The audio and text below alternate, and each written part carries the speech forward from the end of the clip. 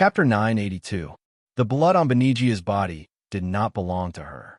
No matter how powerful her mind witchcraft was, which could easily confuse the eyes, ears, and minds of those low-level holy knights, she could not escape from the detection of the holy light divine spell. Benigia had been to countless planes and seen countless indigenous tribes and intelligent races, but she had never seen a weirdo who would stop pedestrians on the street to cast detect evil. Under the illumination of the pure holy light, Benigia, who was disguised as a kitchen maid from a large family who came out to buy daily necessities, immediately emitted a blinding red light from her body. The disguise spell that she cast on her disappeared without a trace. To be honest, the middle-aged knight who had casually cast a ray of holy light to cover Benigia did not expect that he could catch a big fish. In the past few days, with the help of Detect Evil, they had found more than a dozen terrible assassins and hooligans who walked in the dark and shadows. However, even the red light emitted by the leader of the assassins, who had killed more than a dozen people, could not compare to the red light emitted by the strange woman in front of him. Hence, when he saw the blinding red glow on Benigia's body from the holy light, as well as her body that was so red that it was almost black, he was stunned. "Go!" The middle-aged knight had only pulled out his sword halfway when he was hit by a mind shock wave and fell to the ground. When he struggled to get up from the ground in a daze, he could no longer see the woman in the street in front of him. At this time, the Black Iron Knights who were scattered around the street to detect pedestrians finally came to their senses. Many holy light bombs immediately flew into the sky. The small town immediately boiled. "You mean there's a golden knight in that town?" The giant snake wizard Natagu squinted his eyes and flicked his forked tongue. If not for the golden knight, I would not have been in such a mess." Benigia grumpily wiped off the blood stains on her body. "Those holy knights were crazy. They blocked the whole town and searched for me. They shone that hateful holy light on everyone who went out of the town. And then I fought with them at the city gate and killed some... You killed some people? Kill them. Those guys are all shouting, 'Holy light is justice,' and charging forward. Do you want me to surrender?" Benigia sneered angrily. "What about the golden knight?" Nataga's expression became more and more serious. "I didn't know there were golden knights in the city.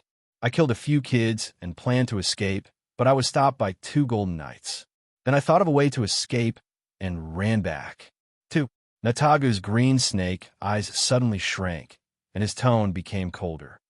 Based on the Zambese Empire's past habits, it was already surprising that a small city with a population of less than 10,000 could send a silver-tier knight to preside over the Holy Light Chapel. But now, 2 golden knights had suddenly appeared in the small town. This was obviously not a normal garrison or patrol operation of the Holy Knights. For no reason, an ominous feeling arose in Natag's heart. Could it be that after the Holy Knights eliminated the deceit witch, they became a little complacent and wanted to target the few grade 3 wizards? With the temperament of these arrogant Holy Knights who shut their doors behind closed doors, they might be thinking of taking this opportunity to wipe out all the hidden dangers of the sorcerers and return the entire Invict plane to their rule. This kind of thinking wasn't wrong, but those Holy Knights might have taken it for granted. At that time, they were able to smoothly topple the witch tower and wipe out the remaining witches. In addition to their own bravery and unafraid of sacrifice, they actually relied more on the internal strife between the wizards. If not for the interference of the mysterious lord, Rena would not have ended up in such a miserable state. If not for the cooperation between Natagu and the Holy Knights, Grimm would have already wiped out the Seated Chapel with his own strength and escaped with Rena and the materials needed to repair the magic circle. It was precisely because of the interference and influence of many factors that the situation in Invict Plain became so treacherous and unpredictable. Even Grimm was suppressed in the volcano for 5 years without being able to escape. Now that the plane had gradually calmed down, the Holy Knights were unwilling to be left out and wanted to clean up the last batch of cancer in Gansu's volcano. This made Natagu a little angry. If it was just a group of little guys, with the strength of Natagu and the other wizard hunters, it was enough to wipe out a team of 100 or even 1,000. However, based on Ataga's understanding of the Zambese Empire, there were probably two big shots behind these little guys that even he did not dare to provoke. What the hell do they want? Do they want to fight us? Natagu roared with hatred. You still don't understand? Guinevere was indeed a vicious old hag. She immediately saw through the intention of the Holy Knights. They think we've stayed here for too long, so they're using this method to force us to leave. But we haven't caught that damn fire shaman yet. They won't care about that, the old hag said coldly. We've been fighting here for a short time, and they might be able to cover it up. But as time goes on, the news will eventually leak out. There's a group of outsiders shouting and killing in their own country, and they've even taken over 100 miles of land. The Holy Knights may not be able to withstand the pressure of public opinion in the Empire. They follow the path of faith. If they can't prove that the Holy Light is righteous and can suppress all evil, I'm afraid their foundation of faith among the people of the Empire will be shaken. Katie added coldly. The four wizard hunters spoke one after another and almost instantly guessed the conspiracy and calculation behind the incident in the small town, who said that the Holy Knights didn't know how to use their brains. This time, they did it flawlessly. If the Grade 4 Holy Knight tore up the original agreement, even Atagu would not be able to find a basis to condemn his opponent. In the end, this interplanar pursuit had dragged on for too long. How's the fire shaman doing? Natagu's green snake eyes faintly emitted a cold light as he asked in a stern voice. He was asking Benigia, who had the strongest psychic sense among the four. He's been entrenched under the pool of fire for more than half a month. He seems to be conducting some strange witchcraft experiment. His psychic wave is very strong. Benigia answered straightforwardly. That's good. We don't have to suffer anymore. Let's fight him. Hearing this, the rest of the sorcerers were either excited, doubtful, or hesitant. Their expressions were varied. Go into the pool of fire? The old hag hesitated for a moment. That's the fire shaman's home ground. We'll be at a disadvantage there. We have no choice. We have to fight the fire shaman, even if we have to suffer some losses. At this juncture, Natagu abandoned his previous caution and became ruthless. If we wait any longer, I'm afraid that the two Grade 4 Holy Knights will come to encircle us. While the Holy Knights are still preparing, we should work together and take down the fire shaman in one go. Then we can leave this damn plane as soon as possible. It's worth it even if we have to pay a small price. After saying that, Natagu glared at everyone present with a fierce and cold look. Katie Knife Girl was the first to nod in agreement. The injuries on her body had been dragged on for so many years, and in the absence of a mechanical blending agent, her flesh had been contaminated by the mechanical wizard energy to the point that it had turned black and smelly. Therefore, among the four of them, she was the most eager to return to the outer realm as soon as possible. The second to nod was not the psychic warlock Benigia, but the most cunning old hag, Gwen Neville. All right, it's not impossible for this old woman to accompany you into the fire pool. However, after capturing that fire wizard, I want to obtain his soul equipment. Soul equipment? You're interested in his plague poison spirit? But soul equipment has always been fused with the host's soul. How are you going to remove it? Nataga squinted and asked curiously. You don't have to worry about that. Since I made this request, I'm sure I can remove the soul equipment. Although the soul equipment will lose a lot of its power after being removed, it can still be used as a powerful plague wizard tool. I'm going to give that plague poison spirit a good beating. To avoid unnecessary trouble, Nataga hesitated for a moment before nodding in agreement. What about you? What do you want? Nataga stared at Benigia. I want the fire shaman to stay with me for one night. Just one night. Benigia licked her red lips with a hungry look. You won't do anything to the fire shaman, will you? Natagu said coldly. Benigia, don't forget that the fire shaman is wanted by Master.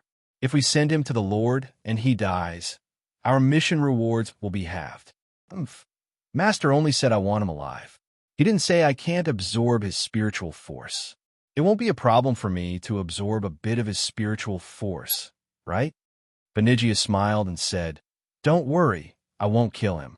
I'll leave some spiritual force for him. After pondering for a moment and confirming that there were no problems, The giant serpent Magus Natagu said coldly.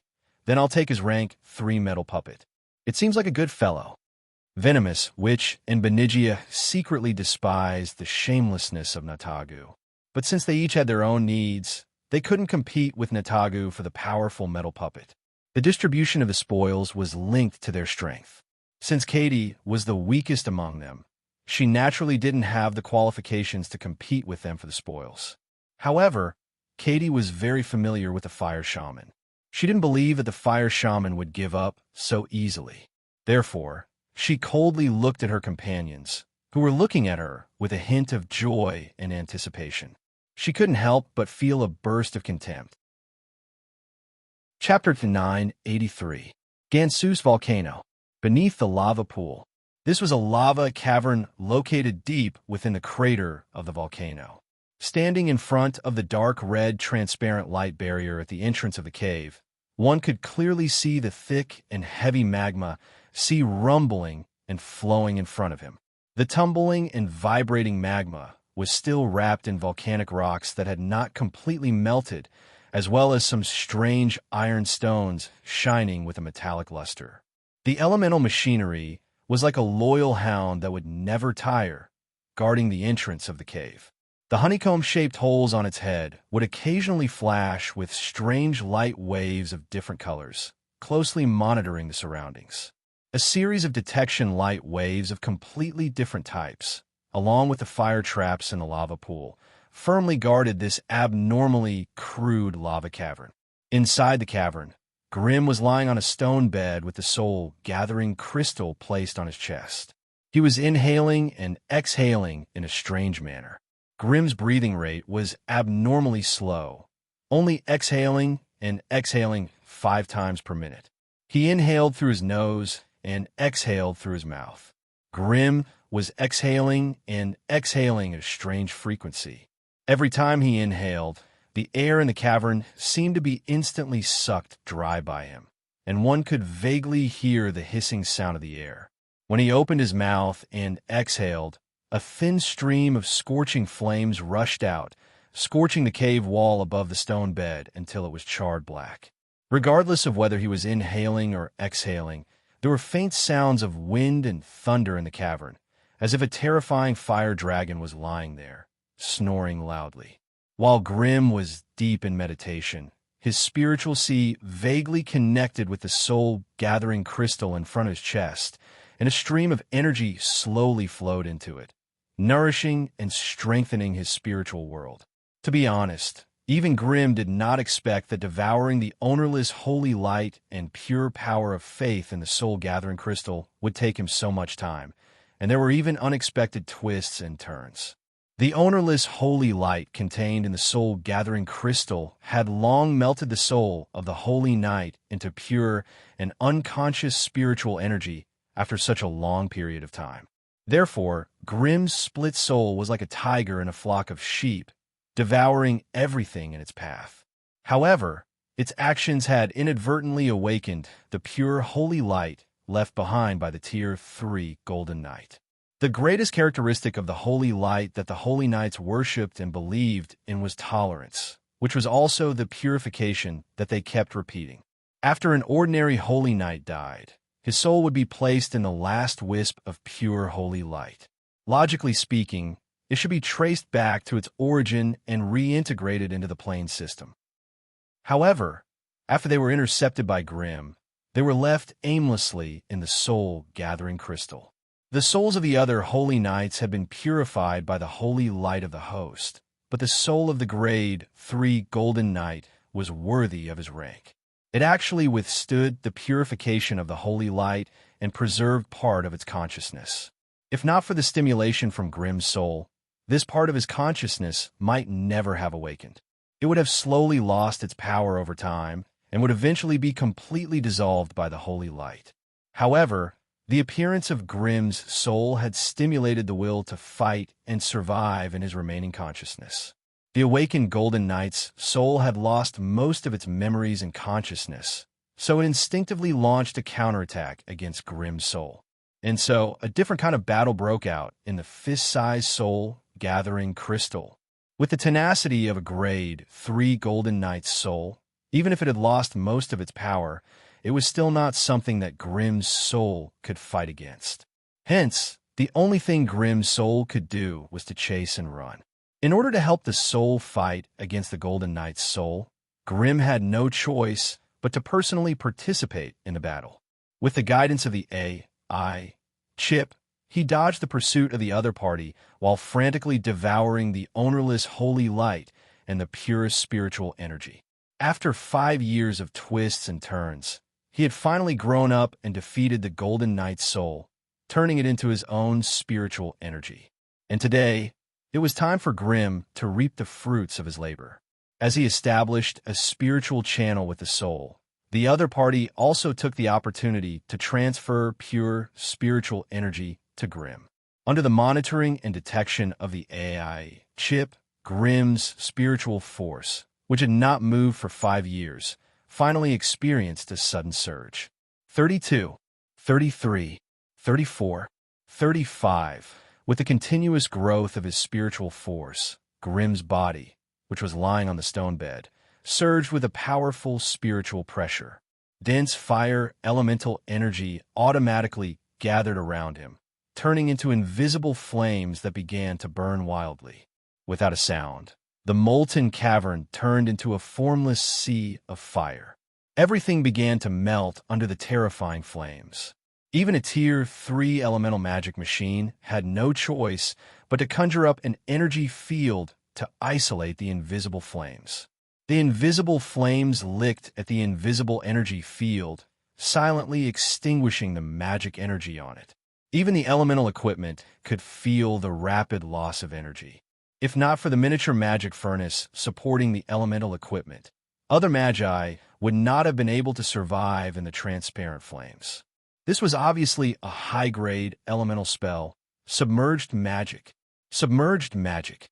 This was a special spell effect that was on par with mana absorption and magic destruction. Submerged Magic was also known as neutralization.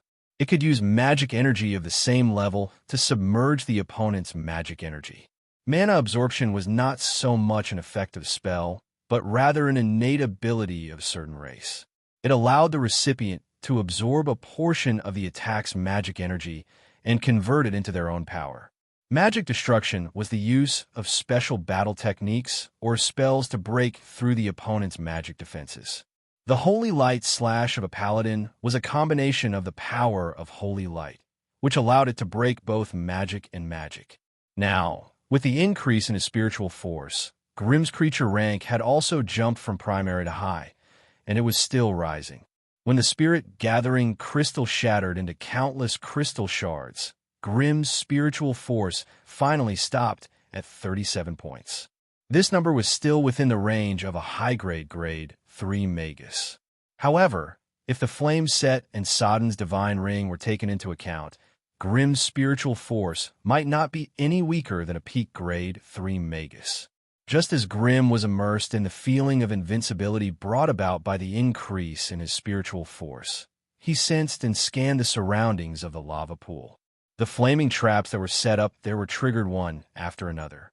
An abnormally delicate and charming, beautiful figure took the lead and dashed forward, using a strange spirit ripple to detonate every single flaming trap along the way.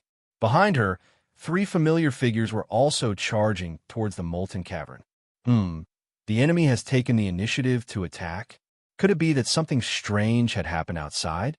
Otherwise, why would the Magi that he had lured thousands of times but never stepped into the lava pool suddenly become so wild?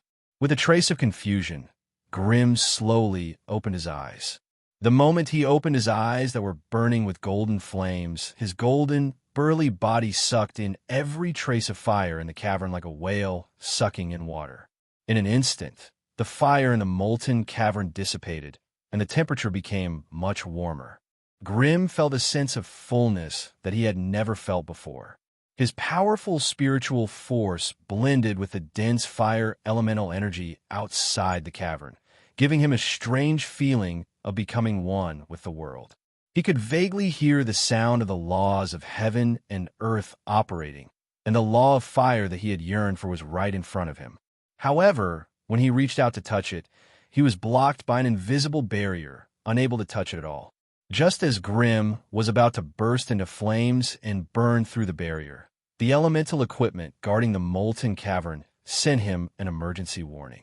The enemy had arrived. Being able to become a Tier 3 sorcerer, it could be said that most of the natural dangers in the plane were not considered to be dangerous to them. Even if they were not adept at controlling fire, with their strength, it was not a big deal for them to soak in the lava pool for half a day. However, it would be a different story if they were to fight a fire magus of the same rank. We're almost at the enemy's lair. The psionic warlock Benija, who was leading the way, whispered to Grimm, "The fire elemental energy here is too violent, and it's interfering with my senses. I can't lock onto the fire magus anymore." However, his spiritual waves are still chaotic and disorderly, as if he has not gotten rid of the witchcraft experiment. Then don't hesitate. Once we see the fire magus, we'll act according to the plan. We must take him down today. Natagu, the giant snake magus, encouraged the others while he had already transformed into a terrifying black mamba. He swayed his thick, long tail, swaying the thick and heavy magma in front of him, and slithered forward with all his might. On the surface of his solid and dense snake scales, streaks of earthy yellow light shone, blocking out the boiling lava and the high heat and the heavy pressure on his body. At the same time, he also protected old poisonous witch and dagger girl behind him. The distance of 300 meters was covered in the blink of an eye. When Natagu saw the dark red flame barrier at the entrance of the molten cavern, he immediately swung his tail and scuttled past Benija, rushing towards the tall metal magic equipment that stood at the entrance. Asterisk dong, dong, dong. Asterisk a barrage of metal bullets shot out from the raised muzzle of the elemental equipment, turning into streams of terrifying metal flames that broke through the viscous magma and hit the giant snake magus. Chapter 984. Although the snake scales were not penetrated, the pain caused by the violent metal flames was very clear to Natag. The giant serpent wizard's huge body twisted, avoiding being hit in the vitals. It opened its huge mouth and bit at the elemental magic equipment with lightning speed. The sharp teeth of the giant snake collided with the iron fists of the elemental magic machine. Both of them could not help but tremble and fall back. That violent force surged between the two of them, turning into ripples of energy that pushed the surrounding magma to the periphery, revealing an empty space with a diameter of 10 meters. The magma might be affected by the energy ripples, but the three figures behind the giant snake wizard did not hesitate to penetrate the flame barrier and enter the cave. Katie clenched her teeth. Her silver body suddenly turned into a firefly and rushed to the side of the elemental magic machine. Without any hesitation, she unleashed her ultimate attack, Blade Storm. Dozens of metal blades swarmed out like a swarm of bees and crazily coiled around the elemental magic machine. With the addition of the metal spikes in Katie's hands, the elemental magic machine had to endure an unimaginable amount of damage at the same time. If it were any other wizard, they would not be able to endure such a violent attack. However, the elemental magic machine was not a human wizard. It had an indestructible alloy body. Even if Katie's magic tools were enchanted with armor-piercing and sharpness, it was still unrealistic for her to break the elemental magic machine's shell with multiple compound attacks. Amidst the ear-piercing sound of metal cutting, Katie continuously coiled around the elemental magic machine. The metal spikes in her hands were like two silver fish, constantly stabbing at the weak points of the elemental magic machine. Sparks flew and metal fragments flew everywhere. The elemental magic machine's body was covered with fine, deep scratches and sharp dents. It was like a clumsy black bear, desperately pouncing on Katie. However, it was teased by her again and failed. The surging magic energy collided between the metal body and the magma wall, making it even more difficult for Katie to control the machine accurately. Therefore, in a short period of time, Katie went all out and suppressed the elemental magic machine as usual inflicting damage on him madly. With Katie's sudden outburst, the remaining 3 hunting sorcerers could attack the young fire magus without worry. However, just as they gathered beside the fire magus, the 3 hunting magi could not help but furrow their brows as a trace of suspicion arose in their hearts. There was something wrong with the opponent's spiritual pressure. However, the situation did not allow them to investigate and think carefully. The giant serpent wizard was the first to rush forward. A khaki-colored ring of gravity and a rock armor engraved with mysterious patterns instantly condensed on the body of the giant serpent wizard Natagu. Natagu's terrifying snake-like mouth split open, revealing terrifying white fangs and a sharp forked tongue. Its strange vertical pupils stared coldly at the fire wizard, and an invisible, strange, petrifying power was projected onto Grimm's body. Behind him, the old poisonous woman was chanting an evil spell with her shriveled mouth. Invisible gray or black halos appeared around Grimm's body and went straight for his dazzling soul. The psionic warlock, Vanica, spoke softly and smiled. With the help of her sweet smile and swaying waist, she threw a series of mental hints and powerful bewitchment to the majestic figure that was standing still quietly. Grimm raised his head and quietly watched the petrifying rays, evil curses, and mind spells coming at him in various ways and angles. However, he was unexpectedly calm and at ease. An unprecedentedly powerful flame energy surged in his body, connecting the 5 pieces of the flame set and the sodden divine ring, pushing his spiritual power to a higher level. Finally, it reached an unimaginable height. With 37 points of spiritual power and the bonus from the flame set, Grimm's spiritual power was pushed to the limit of 39 points in an instant. At this moment, he was only 1 step away from reaching grade 4. Without hesitation, Grimm raised his hand and released a ring of fire. Ring of resistance. This was a fire spell that could both hurt and block the enemy. Grimm usually used it to keep his enemies out of the ring of fire. But today, under the infusion of powerful flame energy, this ring of defiance displayed a terrifying effect. Be it the hissing giant snake wizard, the vicious curse of the old poisonous woman, or the formless mind wizard, they were all smashed to pieces by the ring of fire. They couldn't even get a foothold after colliding with it. Even the transformed giant serpent wizard, who had 29 points of strength, could not get close to the fire wizard, let alone the old poisonous woman and Benija. As for the special abilities and spells they activated, they were all swept away by the ring of fire, as if they had never existed in the first place. This was the special effect of the submerged magic that Grimm had just mastered. Impossible. Impossible. How could he suddenly become so strong? As if frightened by the sudden power of the fire wizard, Natagu suddenly shrieked. He must have used some stimulating spells or items. He can't last long. Let's keep fighting. Along with the strange hissing sound, Natagu once again opened his huge fangs and rushed into the sea of fire that had yet to cool down. Then, he fiercely bit at Grimm. For some reason, the sea of fire, which was still bearable, gave Natagu an unprecedented pain, as if the snake's scales on its body could no longer protect it from the wind and rain. However, the pain did not force Natagu to retreat. Instead, it made him even crazier and more ferocious. Grimm had transformed into a terrifying Balrog with a strong demonic body. He wrestled with a huge giant serpent wizard, causing the lava cave to collapse in an instant. In the horrible environment of collapsing rocks and flowing lava, the 2 huge monsters fought fiercely as if there was no one else around them. Wave after wave of raging flames, the dreadful khaki-colored ring of gravity crushed all the flames, magma, rocks, and stones that approached them into incompressible dregs, and then shot them out like bullets. The giant serpent wizard, Natagu, was burnt to a crisp, while the terrifying Balrog, whose body was wrapped tightly by Natagu, was also struggling desperately. However, Grimm's Balrog body was tightly wrapped by the giant serpent wizard, which kept tightening. His whole body was making creaking sounds.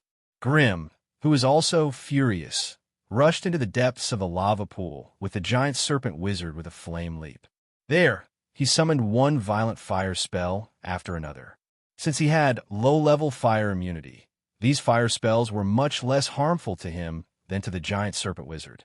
Therefore, Grimm decided to torture himself to his heart's content. The fire spell with holy damage, the omnipresent burning field, and the terrible heat and pressure in the depths of the lava pool. The damage that Natagu, the giant serpent wizard, was suffering was far beyond his estimation, which made him want to die. When the old poison woman and the psionic warlock cast their poison spells and mind spells on the Balrog, they were immediately stunned by the horrible reality in front of them. Out of every 3 spells that were cast, 2 of them would be directly immune to the Balrog. Even if the spell was successful, it would not last long on the burning body of the Balrog. All kinds of strange effects would quickly fade away under the burning flames. Damn it, this only happened when he was fighting against high-grade wizards who were more powerful than him. But this Grimm shouldn't be. While she was puzzled, the psionic warlock Benigia carefully scanned and sensed the fire wizard in front of her again. Her expression finally changed drastically. Damn it, the peak of grade 3. How is this possible?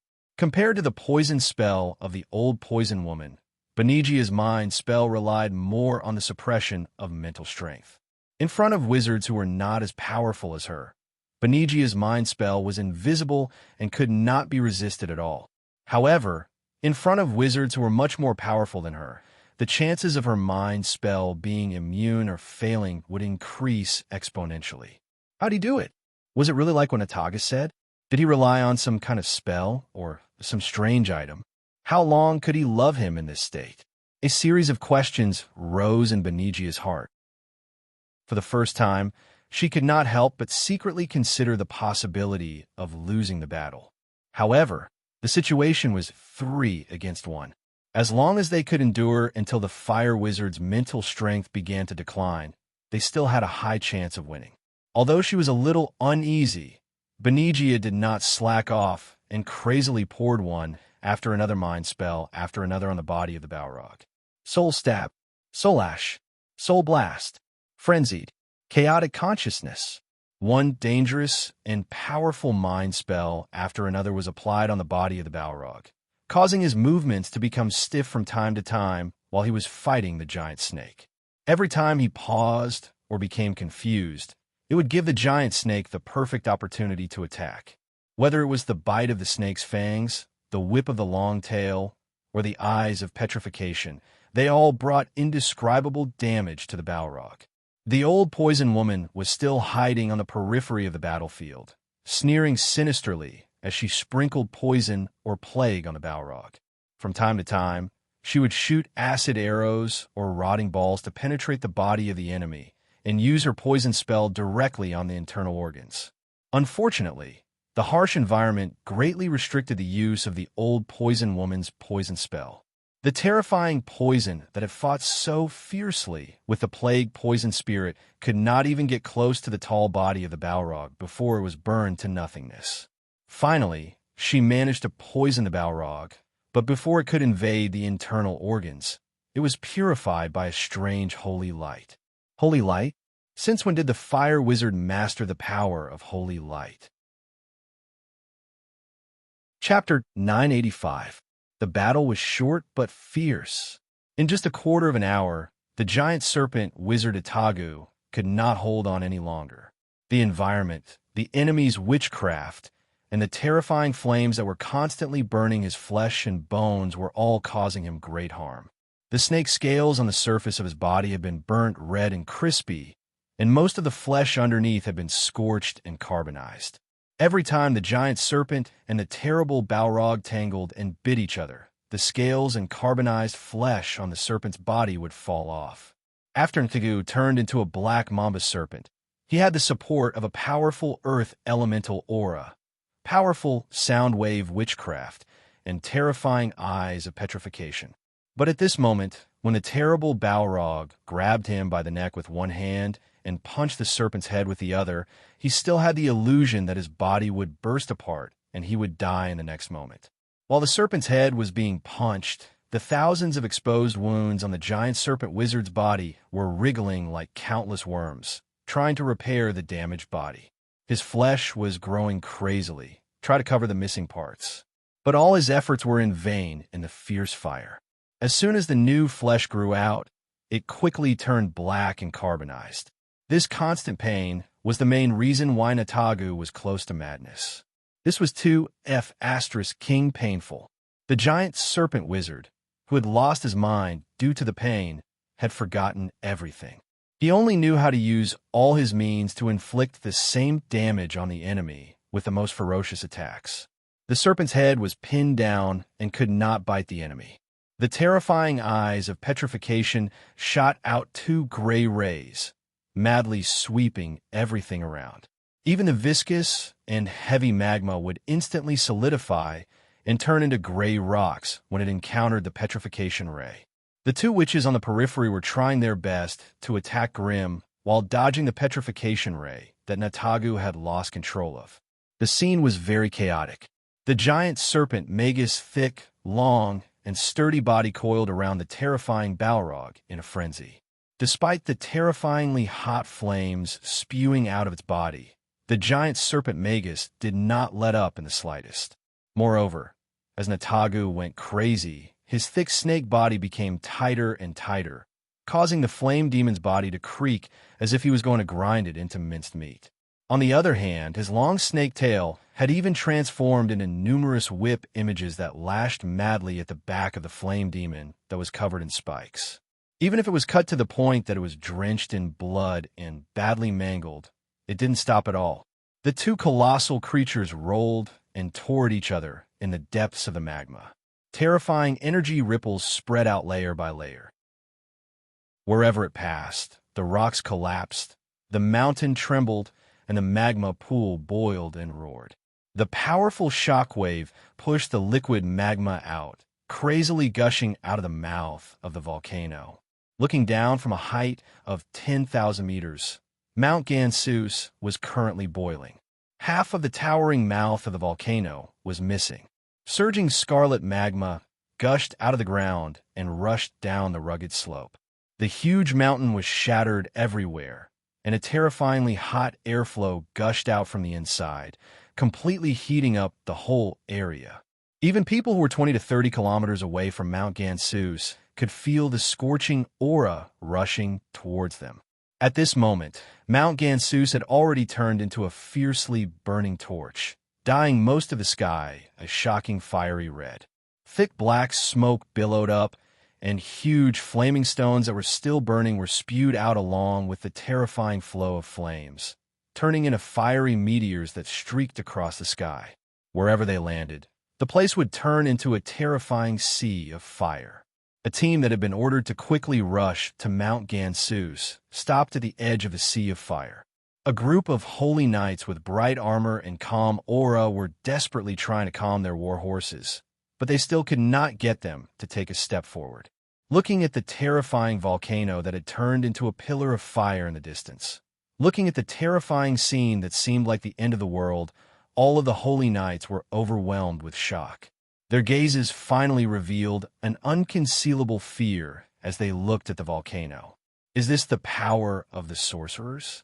Rivers and seas overturned. The sky fell. The earth cracked. The volcano melted. A series of terrifying words and phrases rolled through their minds, but it was difficult to describe what they were feeling at the moment. Witnessing the power of the sorcerers from another world, many of the holy knights felt their hearts tremble. Maybe, even a Lord Holy Knight did not have such terrifying power. As soon as this thought appeared in their minds, they quickly erased it from their minds and lowered their heads to recite the 10 Commandments of the Holy Knights a few times. Only then did they manage to calm the fear in their hearts. Thomas, return to the camp immediately and tell Adele what you saw here, Lord Carley. Let him make the decision. The leader of the group was a Grade 2 Silver Knight, and he quickly gave the order. There was no dispute, no delay. The young Holy Knight who was called hit his chest hard, patted his warhorse, and turned around to leave. When the figure of his companion disappeared in the distance, the Silver Tier Knight shouted loudly. "Before Lord Carly gives the new order, we will continue our previous mission and investigate the Gansus volcano. Everyone dismount and move forward."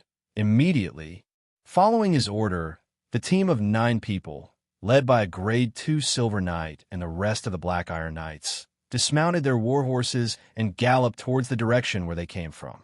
After a simple tidying up, the members of the team of Holy Knights took out their shields. Under the lead of the Silver Tier Knight, they stepped into the scorched and terrifying land without any hesitation. Meanwhile, on the other side of the volcano opposite the Holy Knights, in a vast primitive forest with lush foliage, a strange-looking army was advancing silently. The vast forest that was full of vitality seemed especially quiet and peaceful at this moment.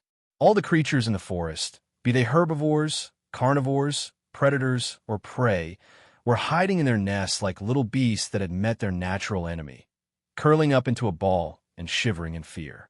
There was no sound in the forest. Only a swift and light, rustling sound could be heard. If a hunter were to enter the forest at this moment, he or she would see countless ugly and strange figures running in the forest that covered the sky. From their appearance, they looked like living corpses, and their bodies still had remnants of human form. However, at this moment, they were all crawling with their hands and feet on the ground, running quickly through the vines, shrubs, and thorns in the forest. Their target was the huge volcano on the horizon that was almost burning through the sky. Remy, the plague spirit, was sitting on the back of a huge plague beast that had a particularly sturdy body. He rushed up a cliff that jutted out of the forest and stared at the pillar of fire that was shooting up into the sky. In front of him, behind him, and in the vast primitive forest below the cliff, countless plague creatures covered in yellow-green smoke were running madly. Even with their hatred and thirst for flesh and blood, they had passed through the nests of many wild beasts and tree nests, but not a single plague creature had stopped to bite and eat. Under Remy's command, they madly pounced towards the volcano that was violently erupting. As for what their weak bodies and weak abilities could do in such an intense wizard war, they didn't even think about it, nor did they need to think about it. As long as the plague-poisoned spirit Remy gave the order, even if all of them were to jump into the volcano and turn into ashes, not a single one of them would hesitate for even a moment. Perhaps this was the most terrifying thing about plague creatures. Just as everyone was desperately advancing towards the volcano, the battle at the bottom of Gansus volcano had already reached its end. Unexpectedly, the defeated side was actually the hunting sorcerers who had the advantage in numbers. Grim, who had transformed into a terrifying Balrog, was unexpectedly powerful. The sudden increase in his spiritual force was the key to the outcome of the battle. Natagu, who had been suffering in the flames and lava for 15 minutes, did not see the Balrog's power diminish. He gritted his teeth and persisted for 30 minutes, 45 minutes, until 3 hours. Unfortunately, no matter how hard he tried, he could not see any signs of his opponent's power diminishing. The fierce battle between both sides was deeply engraved in Natagu's mind. He was no longer as valiant as before, and his appearance was vastly different from when the battle started. More than half of the snake scales on his body had fallen off under the scorching hot magma and the roasting flames, revealing the fresh red flesh that had been burned off layer by layer and regenerated by the heat. Out of the 70% of energy Natagu had consumed, 20% had been used to stimulate the growth of his flesh. The 20-meter-long snake's thick body was covered in scorched scars and bloodstains. Every time a huge force collided, the snake's body would crack open hundreds of times. The black blood that sprayed out would be vaporized by the terrifyingly high temperature before it could even reach 3 feet away from its body. On the thick snake head that was raised high up, one of the snake's pupils had already been shattered, leaving behind only a dark, bloody hole. More than half of the fangs in its mouth were broken, and even the tongue that was flickering in and out of its mouth was torn off. Blood was still gushing out crazily. At this moment, the giant serpent Magus was in a miserable state. However, compared to him, Grim, who had transformed into a Balrog, was not much better off. The 7-meter-tall demon's body was covered with huge wounds caused by the fangs. Black smoke lingered around the wounds, and the exposed flesh had turned purplish-black, giving off a pungent smell. On his broad back, which was covered with mysterious demonic patterns, the sharp thorns had already been broken off. Black blood mixed with the scarlet lava flowed out of his body. The lava shield and the raging flame shield on the surface of his body were destroyed by the ferocious spells before they could even be summoned. Even the lava armor on his huge body had shattered into pieces, revealing the indigo and dark purple demon body underneath. The demonic energy that the Grade 2 Balrog's heart could give Grim was no longer enough for such a fierce battle. At this moment, Grim was absorbing the boundless flame energy from the lava pool. He was using it to heat up the burning field, burning the wizards who were in the field one by one until their skin was torn and their flesh was lacerated. Chapter 986. The team of paladins approached Mount Gansus cautiously. Although the peak of the volcano's eruption had passed and the sky was no longer as horrifying as before, there were still flaming rocks shooting out from the crater of the volcano, dragging long trails of black smoke behind them as they smashed into the surroundings. No matter where they landed, they would explode with a loud bang, setting off a tall pillar of dust and shattering into pieces of flame all over the ground. Since they were prepared, such flaming rocks did not pose much of a threat to the team of paladins. If the flaming rocks fell too close to the team, the leader of the Silver Tier Paladins would use Holy Light Slash to shatter the flaming rocks in midair. As for the broken, flaming rocks, they were not enough to harm the team members. However, the team still lost 2 members as they climbed up the crater of the volcano. As they passed through a densely packed area with cracks in the mountain, a sudden explosion of high-temperature flames engulfed the 2 paladins. When the flames subsided, there were only 2 charred corpses left on the ground. The armor was still there, but the flesh and bones of the corpses were burnt to a crisp, and the charred remains were scattered all over the ground. The members of the team could not care less about helping their companions to sort out the remains. They prayed silently and continued their journey. The members of the team had no idea what was waiting for them in front of them. They only knew that they had to find out more about the sorcerers. Only by doing so could they provide a reference for the higher-ups to make the correct decision.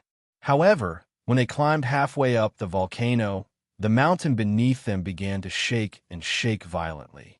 Within the belly of the volcano, a loud rumbling sound could be heard. Amidst the deafening explosion, a violent aura that shook their hearts suddenly descended, causing them to feel dizzy and their hearts to beat wildly.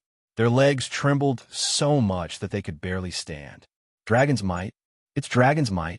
The leader of the Silver Tier Paladins had a drastic change of expression as he quickly identified the source of this violent aura. However, before he could turn around and say anything to his companions, an earth-shattering explosion came from within the volcano, and the conical crater collapsed. Hundreds and thousands of tons of volcanic rocks, sand, soil, and tumbling magma poured down from above at lightning speed, almost covering the entire area around Gansus volcano. The team of 7 paladins did not even have the time to cry out in alarm before they were overturned by the landslide and boiling lava that was as fast as a galloping horse. Amidst this terrifying scene of a natural disaster, 3 black figures flew out from the crater of the volcano and charged into the distance without hesitation. Howl! A drawn-out dragon roar suddenly rang out. A giant blue dragon with dazzling lightning surging all over its body rose from the crater of the volcano, and on its back stood a terrifying flame demon with unparalleled might. Beneath them, a ferocious flaming tiger could be vaguely seen amidst the thick pillar of magma that was spewing and splashing in all directions. As if they had discovered the pursuers behind them, the 3 black shadows in front of them immediately changed directions and fled in different directions. Thunder Dragon, and I will go after that giant snake wizard. You go after that psionic warlock. Grim, who was perched on the back of the Thunder Dragon, shouted. He had sacrificed too much in this battle. If he let the other party go just like that, the anger in his chest would explode. "You're willing to let that old witch go?" Sindar the flaming tiger asked nonchalantly. Its liquefied body could shuttle through the flames at will, and it was even more convenient than Grimm's flame leap. Hence, it did not really care who it was chasing. "Oomph, she's just unlucky. There's someone waiting for her in the direction she ran." After giving a simple explanation, Grimm lightly stepped on the thunder dragon. Armas raised his neck and let out a long roar that pierced through the clouds. His wide dragon wings flapped violently, stirring up a gust of wind beneath him. Carrying Grimm, he transformed into a streak of blue lightning and chased after the ugly giant snake. He, a human-grade 3 psionic warlock. Oomph. With a light snort, Sindar the flaming tiger stepped on the air and disappeared into the flames.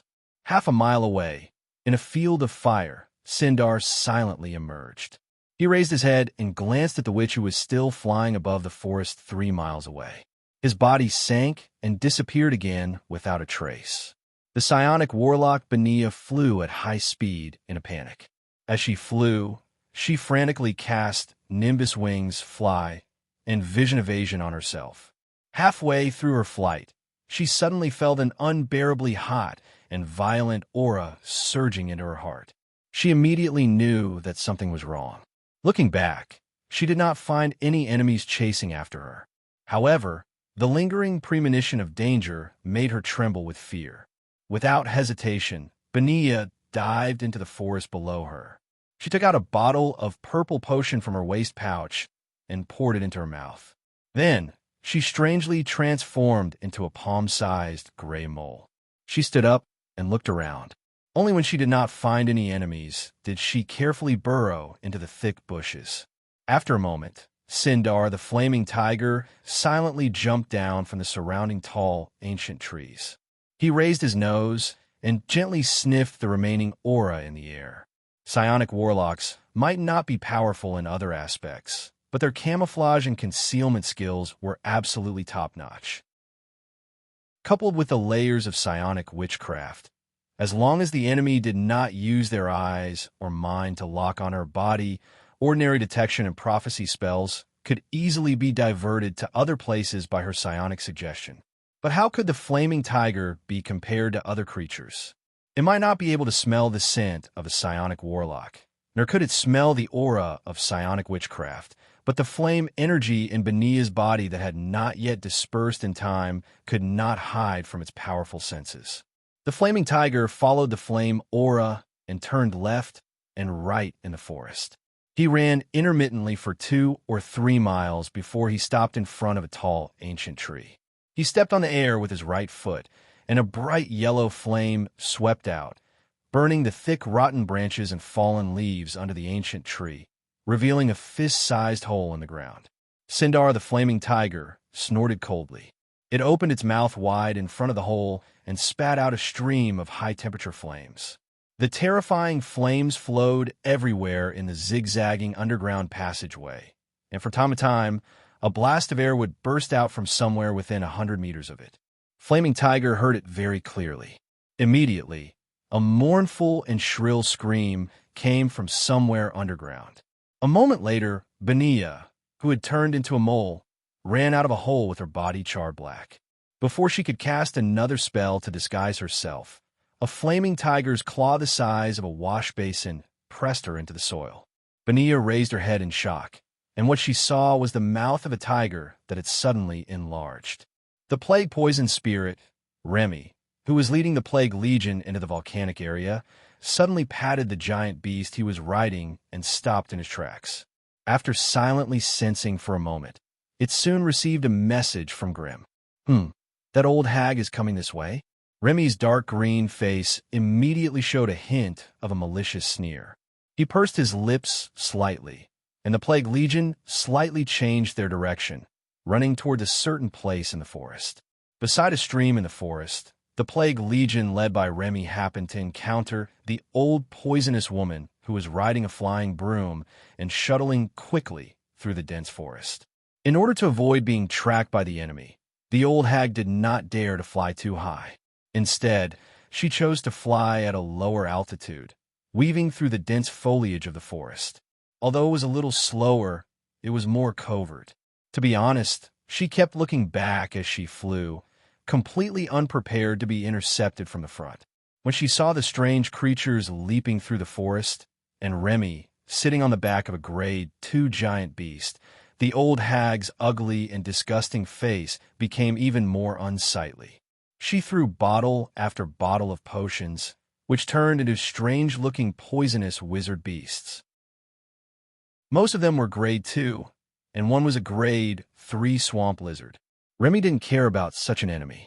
With a snap of his fingers, hundreds and thousands of poison corpses rushed forward, instantly drowning the enemy with their terrifying numbers. The grade 2 and 3 enemies were all covered in poison corpses, forming a wriggling pile of corpses on the spot. The grade 1 servant corpses and grade 2 plague emissaries took advantage of the situation and pounced on the old hag. Poison arrows, poisonous clouds, and poisonous ripples quickly surrounded the old hag from all directions. The old hag waved her hand, casting invisible poison spells. Even the servant corpses, who were already plague creatures, found it hard to resist. Their shriveled bodies quickly softened into mud when they came in contact with the poison, and then turned into a puddle of purplish-black, stinking poison. Ordinary plague creatures could only entangle the old hag, but it was almost impossible to kill her. A grade 3 creature could only be dealt with by another grade 3 creature. Remy commanded the plague beast beneath him to approach within 100 meters of the old hag while she was busy casting poison, then blew an invisible poisonous wind at her. Even with her poison resistance, Gweneville couldn't help but shiver when the poisonous wind brushed against her body. She immediately felt a stabbing pain in her internal organs, as if tiny poisonous insects were madly gnawing at her body. "You damned brat, you're courting death."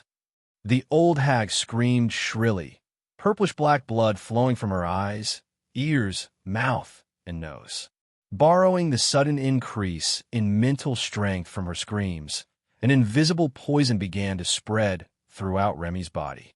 In terms of poison alone, Remy, who had just broken through a few days ago, was definitely no match for the old hag.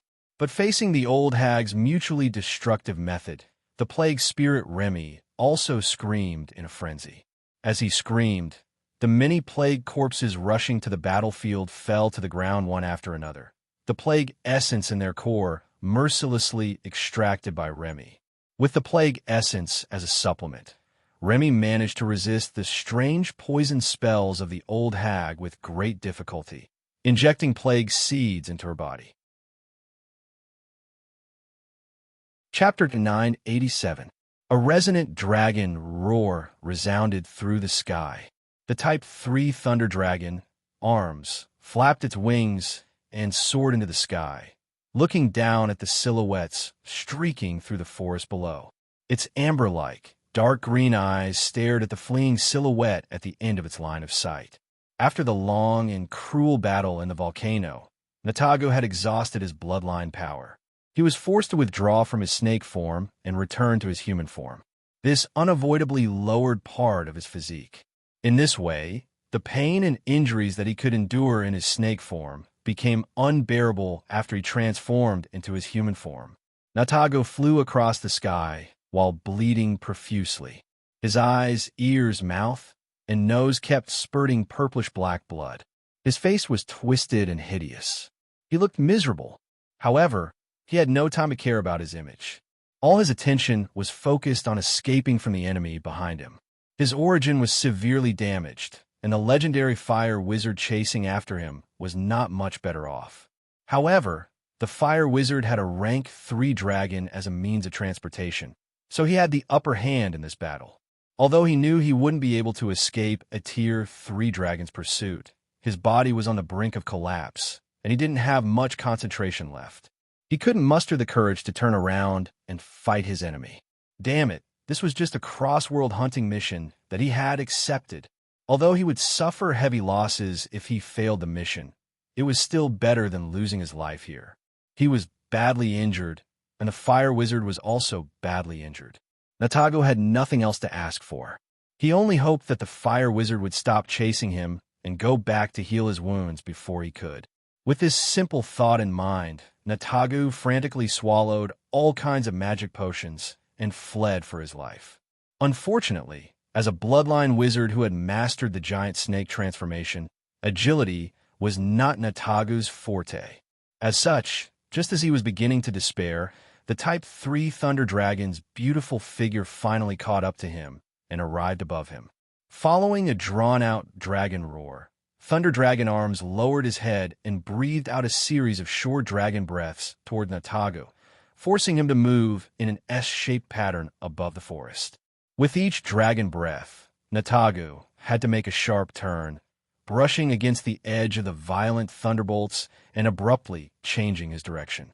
The blue electric net fell into the forest below and turned into a raging lightning storm, electrocuting everything within its range into fine powder. Only those 1,000-year-old ancient trees that had grown abnormally thick and strong could withstand this kind of violent lightning, barely standing on the spot without collapsing. However, their branches, leaves, and skins had all disappeared, leaving only their withered, charred trunks burning quietly in the fire caused by the lightning. If Natago was at his peak, he would even dare to transform into a black mamba snake and fight the Thunder Dragon head-on. But now his body was broken, his mental power was almost exhausted, and his bloodline power was almost depleted. Without the giant snake transformation, he really did not have the confidence to continue to fight with this arrogant dragon.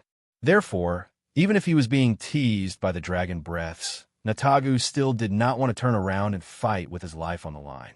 He could not fight anymore. Unfortunately, he wanted to avoid the fight, but his opponent did not agree. Since Grim had taken the primary life serum and spirit recovery potion, his injuries were actually several times worse than the snake wizard Natago. Even with these two holy recovery potions, his injuries could only prevent them from worsening. It was extremely difficult for him to recover. During the 3 hours of hard fighting, he was basically fighting against the snake wizard while enduring the attacks of the two wizards. Although the special environment of the volcano had weakened the power of the witchcraft spells of the old poisonous woman and the psionic warlock, they still caused a lot of damage to Grim's body after such a long time. If it was not for his Balrog body, which was tough enough and had outstanding defense and magic resistance, he would have already been beaten into pieces by the enemy. The more injuries he suffered, the more furious Grim became. In the past, he might have given up chasing the enemy just to heal his injuries. But today he had made up his mind to make these enemies that had been pestering him for so many years pay with their lives. Katie was still trapped underground. She had no chance of winning against the elemental magic machine. As for the psionic warlock, Flaming Tiger was chasing after her. As long as Sindar did not go easy on her, it was very likely that he could capture her. As for the old poisonous woman, Remy, the plague poison spirit, was waiting for her in the direction she was heading. She would probably suffer a lot. However, Grim did not know how powerful Remy had become after his advancement, so he could not say for sure whether he could kill the old poisonous woman or not. However, Grim was certain that Natago, the giant snake wizard in front of him, was dead for sure. When Grim, who was sitting on the back of the Thunder Dragon, joined the attack, the snake wizard Natago finally could not hold on any longer. Unable to dodge in time, he was engulfed by a violent fireball that was flying towards him. When he screamed and escaped from the fireball, half of his body was already charred black. "Grim, don't kill me." Natago did not change his fierce nature, even in the face of death. He threatened in a hoarse voice, "Are you sure you can survive my last counterattack if you force me into a corner?" What answered him were two violent fireballs that flew towards him at high speed. Natago had used up his bloodline power, so he could no longer transform into the Black Mamba snake. He could only hurriedly put up an elemental barrier to resist the violent shockwave caused by the explosion of the fireballs. Waves of fire swept through the surroundings, burning all the green plants and tall trees into charred charcoal. Natago staggered backward, no longer as arrogant as he was before. Natago raised his right hand and shouted, Wheelie Motzone, bite your fangs. On the pinky of his right hand, the snake eye ring suddenly burst out with a dazzling light. The light penetrated the dense flames and shot towards Grim on the dragon's back. At the same time, Natagu opened his mouth and spat out an egg-sized venom ball, silently flying towards Grim and the Thunder Dragon. After spitting out such a venom ball, Natagu's energy suddenly dropped by half. He did not even have time to observe the result of the attack. He turned around and stumbled into the forest. Even though his physical and mental strength had fallen below the warning line, with the powerful physique of a rank 3 bloodline wizard, Natagu's running speed was not inferior to that of a jungle cheetah, which was known for its agility. While frantically running through the forest, Natagu could not help but look back. For a moment, he was distracted and tripped by a vine, crashing into an old tree. He forced himself to stand up with the help of the tree trunk and continued to run. No one noticed that the moment he stood up with the help of the tree trunk, the back half of his left little finger was suddenly cut off, turning into an arrow that silently pierced into the trunk of the old tree. Natagu continued to stumble into the forest as if he did not feel anything. In an open space in the forest, a large burst of flames suddenly appeared. Grim coughed violently as he walked out, blocking Natagu's way. After a short but fierce exchange of fire, Natagu, who had been forced into a corner, screamed and released a terrifying poison ring. His eyes were bloodshot. In order to maximize the lethality of the toxic ring, Natagu did not hesitate to explode all of his blood essence to increase the power of the ring. Therefore, as a pale green halo spread through the forest, everything within a radius of 1 mile, whether it was plants or animals, turned into a green liquid that emitted a faint fluorescent radiation the moment it came into contact with the halo. Even though Grim had the burning domain to protect himself, the poisonous aura still managed to invade the space around him, turning the dark red flames into a wretched green. Grim let out a muffled groan. With the help of Sodden's divine ring, he quickly transformed the power of the flames into divine energy and covered his body in layers. With the purification power of the holy light, he was able to resist the infection of the poison. After blocking this wave of attack, Grim stood up straight and looked around. He could not help but feel a little shocked. Natagu had completely disappeared. Even his body, soul, and equipment had melted into the terrifying toxic ring. All the plants within a radius of 1 mile around him, whether they were ancient trees that were as tall as giant umbrellas, or vines, brambles, or shrubs that cover the forest, had all been turned into a pool of green poison, turning the place where he stood into a terrifying poisonous place where all life was extinguished. Natagu self-destructed? He was really ruthless. Grim, who was wrapped in layers of milky white holy light, could not help but sigh as he looked around. However, just as he was feeling emotional over the death of a rank 3 magus, the AI chip statistics caught his attention. Soul integrity 63%. What's going on? Based on Natagu's last attack, the AI chip estimated that Natagu's soul integrity was only 63% of the previous battle. There was something fishy about this. If not for the AI chip statistics, Grim would have been so shocked by Natagu's bravery that he would have overlooked some suspicious points. With Natagu's personality and style, was he a brave warrior who would die together with the enemy? According to Grim's observations of him over the years, not only was he not a brave warrior, he was also extremely cunning. If he really had to die, Grim believed that Natagu would rather kneel and beg for mercy than commit suicide. From this point of view, Natagu's self-destruction might have been to cover up the fact that his soul was not complete. Grim glanced at the forest that Natagu had come from, and his eyes could not help but emit a cold glint. 37% of his soul, combined with some secret techniques, is enough for him to resurrect. Chapter 988. He leisurely strolled through the forest. Using the powerful memory function of the AI chip, Grim passed through the places that Natagu had passed through. Meanwhile, his black pupils flickered with blue light, and all kinds of strange senses were activated one after another, scanning and sensing every inch of land that he passed by. From the lush canopy of the ancient tree to the thorny vines in the forest, nothing could escape Grimm's powerful spiritual perception. Finally, Grimm stopped at the place where Natagu had fallen and stared at the ancient tree.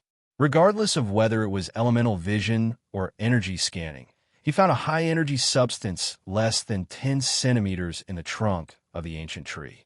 Natagu, if you really want to escape next time, remember, don't bring your storage ring with you anymore, Grimm said coldly as he stood alone in the woods. He was the only one in the forest, so he didn't know who he was talking to. A refreshing breeze blew past, rustling the leaves. However, no one came out to answer his question. You still don't want to give up at this point? Then let me force you out. With that, Grimm's eyes flashed red. Two terrifying rays of sunfire quickly streaked across the ancient tree in front of him, leaving two thin red lines on the trunk. The ancient tree trembled and slowly fell down with a loud roar, revealing a smooth wooden core that would take 3 people to wrap their arms around. And in the heart of the tree, a human finger wearing a strange ring appeared, and it was wriggling slowly, as if knowing that his escape plan had been seen through. The finger no longer concealed itself. After a series of wriggling and changing shapes, it once again turned into Nataga's appearance. However, Nataga's current height was less than 10 centimeters. He was small enough, and without any clothes to cover his body, he could only hold the ring at his waist. It looked rather comical. Lord Grimm, as long as you let me go, I'm willing to give you all my wealth and knowledge, the pocket-sized person desperately shouted. Although his voice was soft, Grimm could hear him clearly. Grimm looked at the storage ring that was large enough to be a hula hoop and sneered maliciously. All your resources and collections are in this ring, right? If I kill you, it'll be mine. I don't think I need you to give it to me anymore. No. Lord, those are just ordinary resources. I have more hidden in the Outland. If you let me go, I'll give them to you as well. Moreover, if you insist on killing me, I'll detonate the last of my soul. You won't get anything from my mind. Natag shouted himself hoarse. He wanted to show that he was not afraid of death, but at the same time, he wanted to be careful not to annoy the other party. That's not enough. You're a rank 3 bloodline magus. This is definitely not enough to redeem yourself. My lord, I have a temporary interplane teleportation formation in my ring. With it, you won't have to worry about leaving this damned plane. Nataga desperately tried to show his value. Still not enough. Grimm shook his head. Then, Lord Grimm, this lowly one is willing to serve you. As long as you don't kill me, I'll sign a service contract with you and become your rank 3 servant. You see, with a rank 3 fighter, that should be enough to satisfy you, right? For the sake of his life, Natagu was practically servile. A service contract? A rank 3 servant? Grimm could not help but mutter to himself, seemingly tempted. That's right. This lowly one will release the restriction on my soul and let you leave your soul mark. You won't suspect me anymore, right? Natagu released the restriction without hesitation. Grimm could sense that Nataga's soul no longer had any restrictions on him. As long as he wanted to, he could leave his own soul mark. At that time, Nataga's life would be in his hands, and Natagu would definitely listen to him without the slightest bit of disobedience. Grimm chuckled. Natagu, did you ever think that this day would come when you were chasing me? I didn't provoke you, yet you traveled hundreds of millions of miles from the Outland to kill me. Now you become my captive. Don't you think you're despicable? Despicable. This lowly one is despicable. This lowly one shouldn't have listened to that old witch and come to this damned place to find trouble with you. Otherwise, this lowly one wouldn't have ended up like this. It's all because this lowly one didn't know the right person and was unlucky. You can't blame me, my lord. It was obvious that Natagu was willing to give up all his dignity in order to survive. Not bothering to argue with such a shameless person, Grimm stretched out his finger and condensed a trace of flame energy. He then slowly extended it towards Natagu on the tree stump. Natagu had a ring on his waist. He carefully watched as the finger approached. After confirming that it was only a trace of a soul mark, he closed his eyes and waited for the pain in the depths of his soul. Any changes to the soul would have terrible consequences for the person involved. If he wasn't forced to do so, how could Natagu accept such a humiliating and harsh condition? At this moment, he was like a fish on a chopping block. He had no other choice. However, just as his finger was about to touch Natagu's forehead, Grimm's eyes flashed. A violent and pure flame energy rushed out of his finger and madly entered Natagu's body. In the blink of an eye, Nataga became 5 or 6 times bigger than before. Why? Natagu felt that this sudden change was inconceivable. He had already compromised to this extent, but the other party still wanted to kill him. Why? He could not figure it out, no matter how hard he thought about it. If I was a rank 4 Magus, I would definitely accept your surrender. But I'm sorry, I'm only rank 3. Natagu could no longer hear the latter half of Grimm's explanation.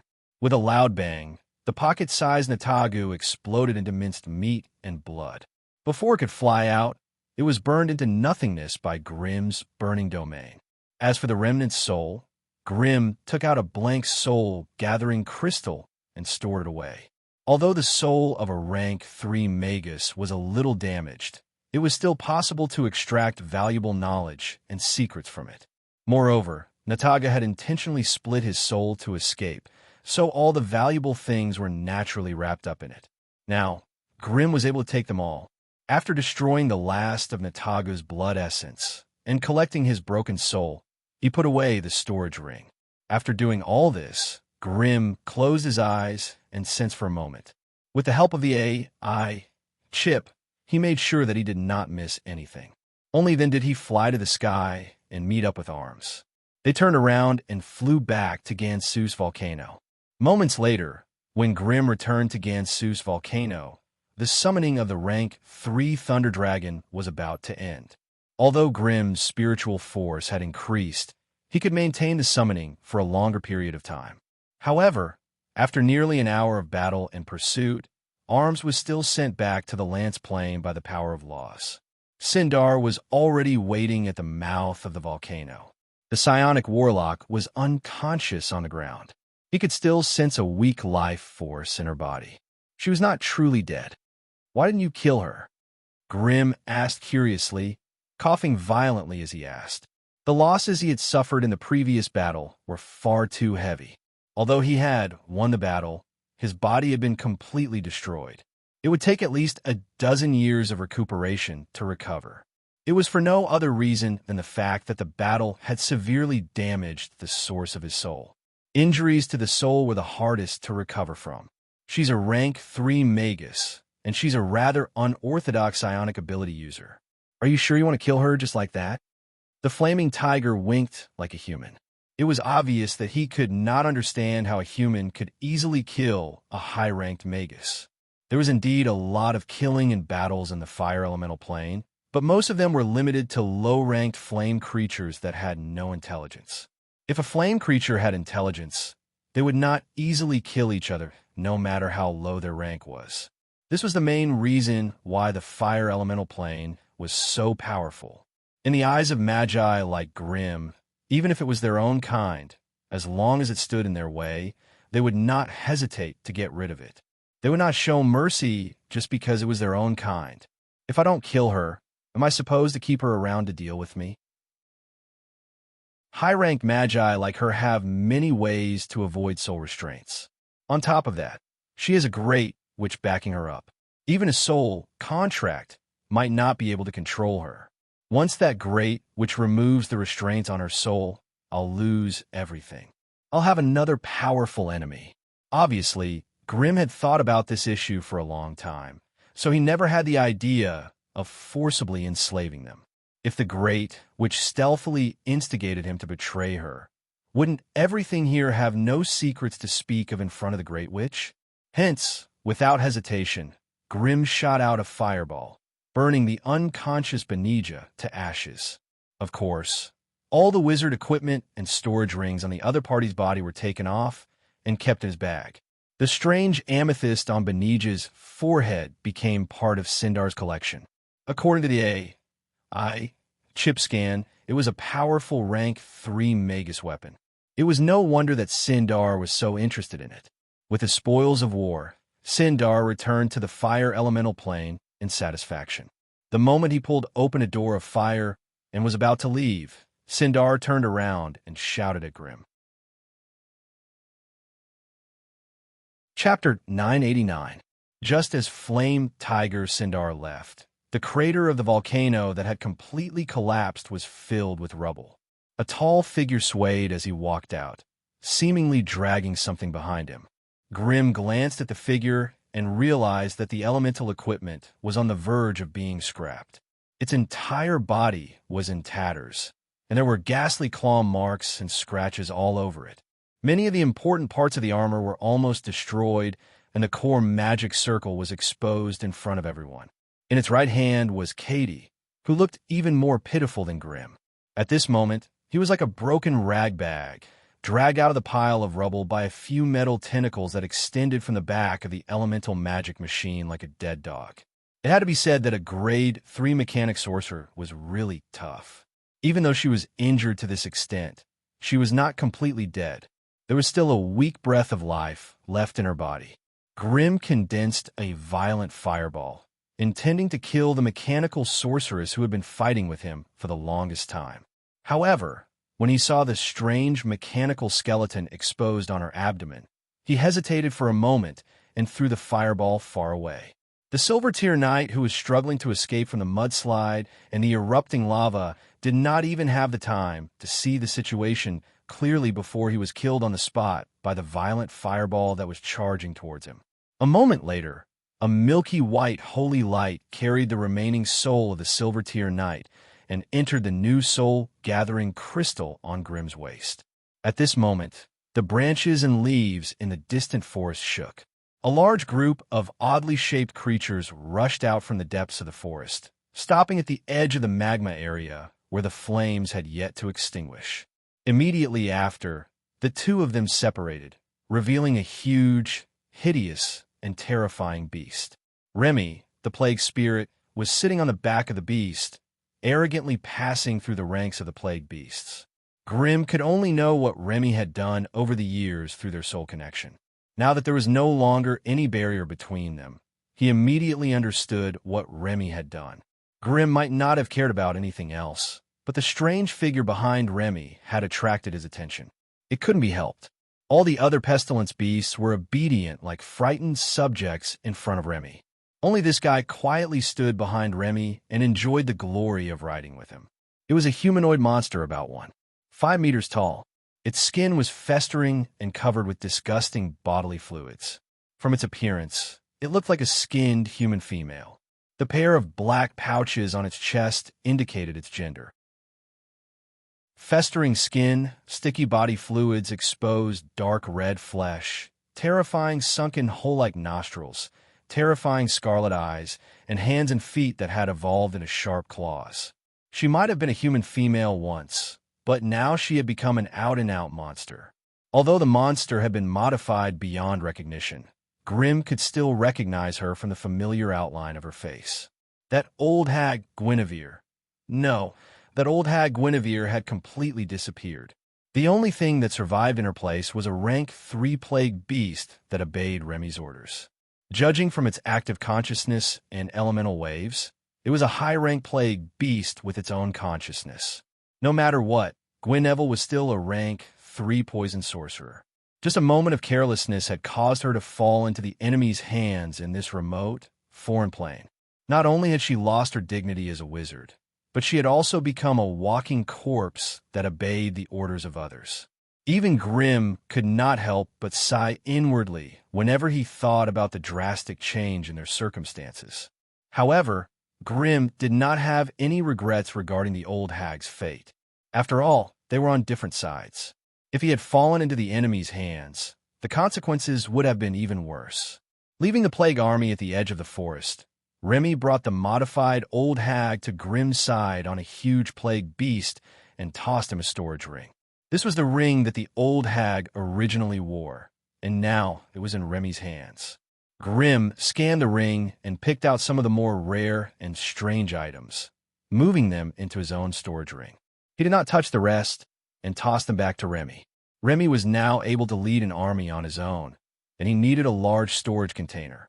This storage ring came at the perfect time. As Grim's sole equipment, Remy's existence was also very unique. Grim could either recall it into his soul origin and use it as a powerful pestilence tool, or he could let it move around on its own and develop according to his will. Judging from the strange abilities that Remy had evolved, it was indeed suitable to develop on its own. After all, Grim knew nothing about the so-called plague, and it would be difficult for him to guide it. Thus, it was better to treat it as a clone that obeyed his orders. Once the matter was settled, Grim exited from his transformed state. Following the deterioration of his physique, the hidden dangers in his body began to attack him, causing him to howl in pain.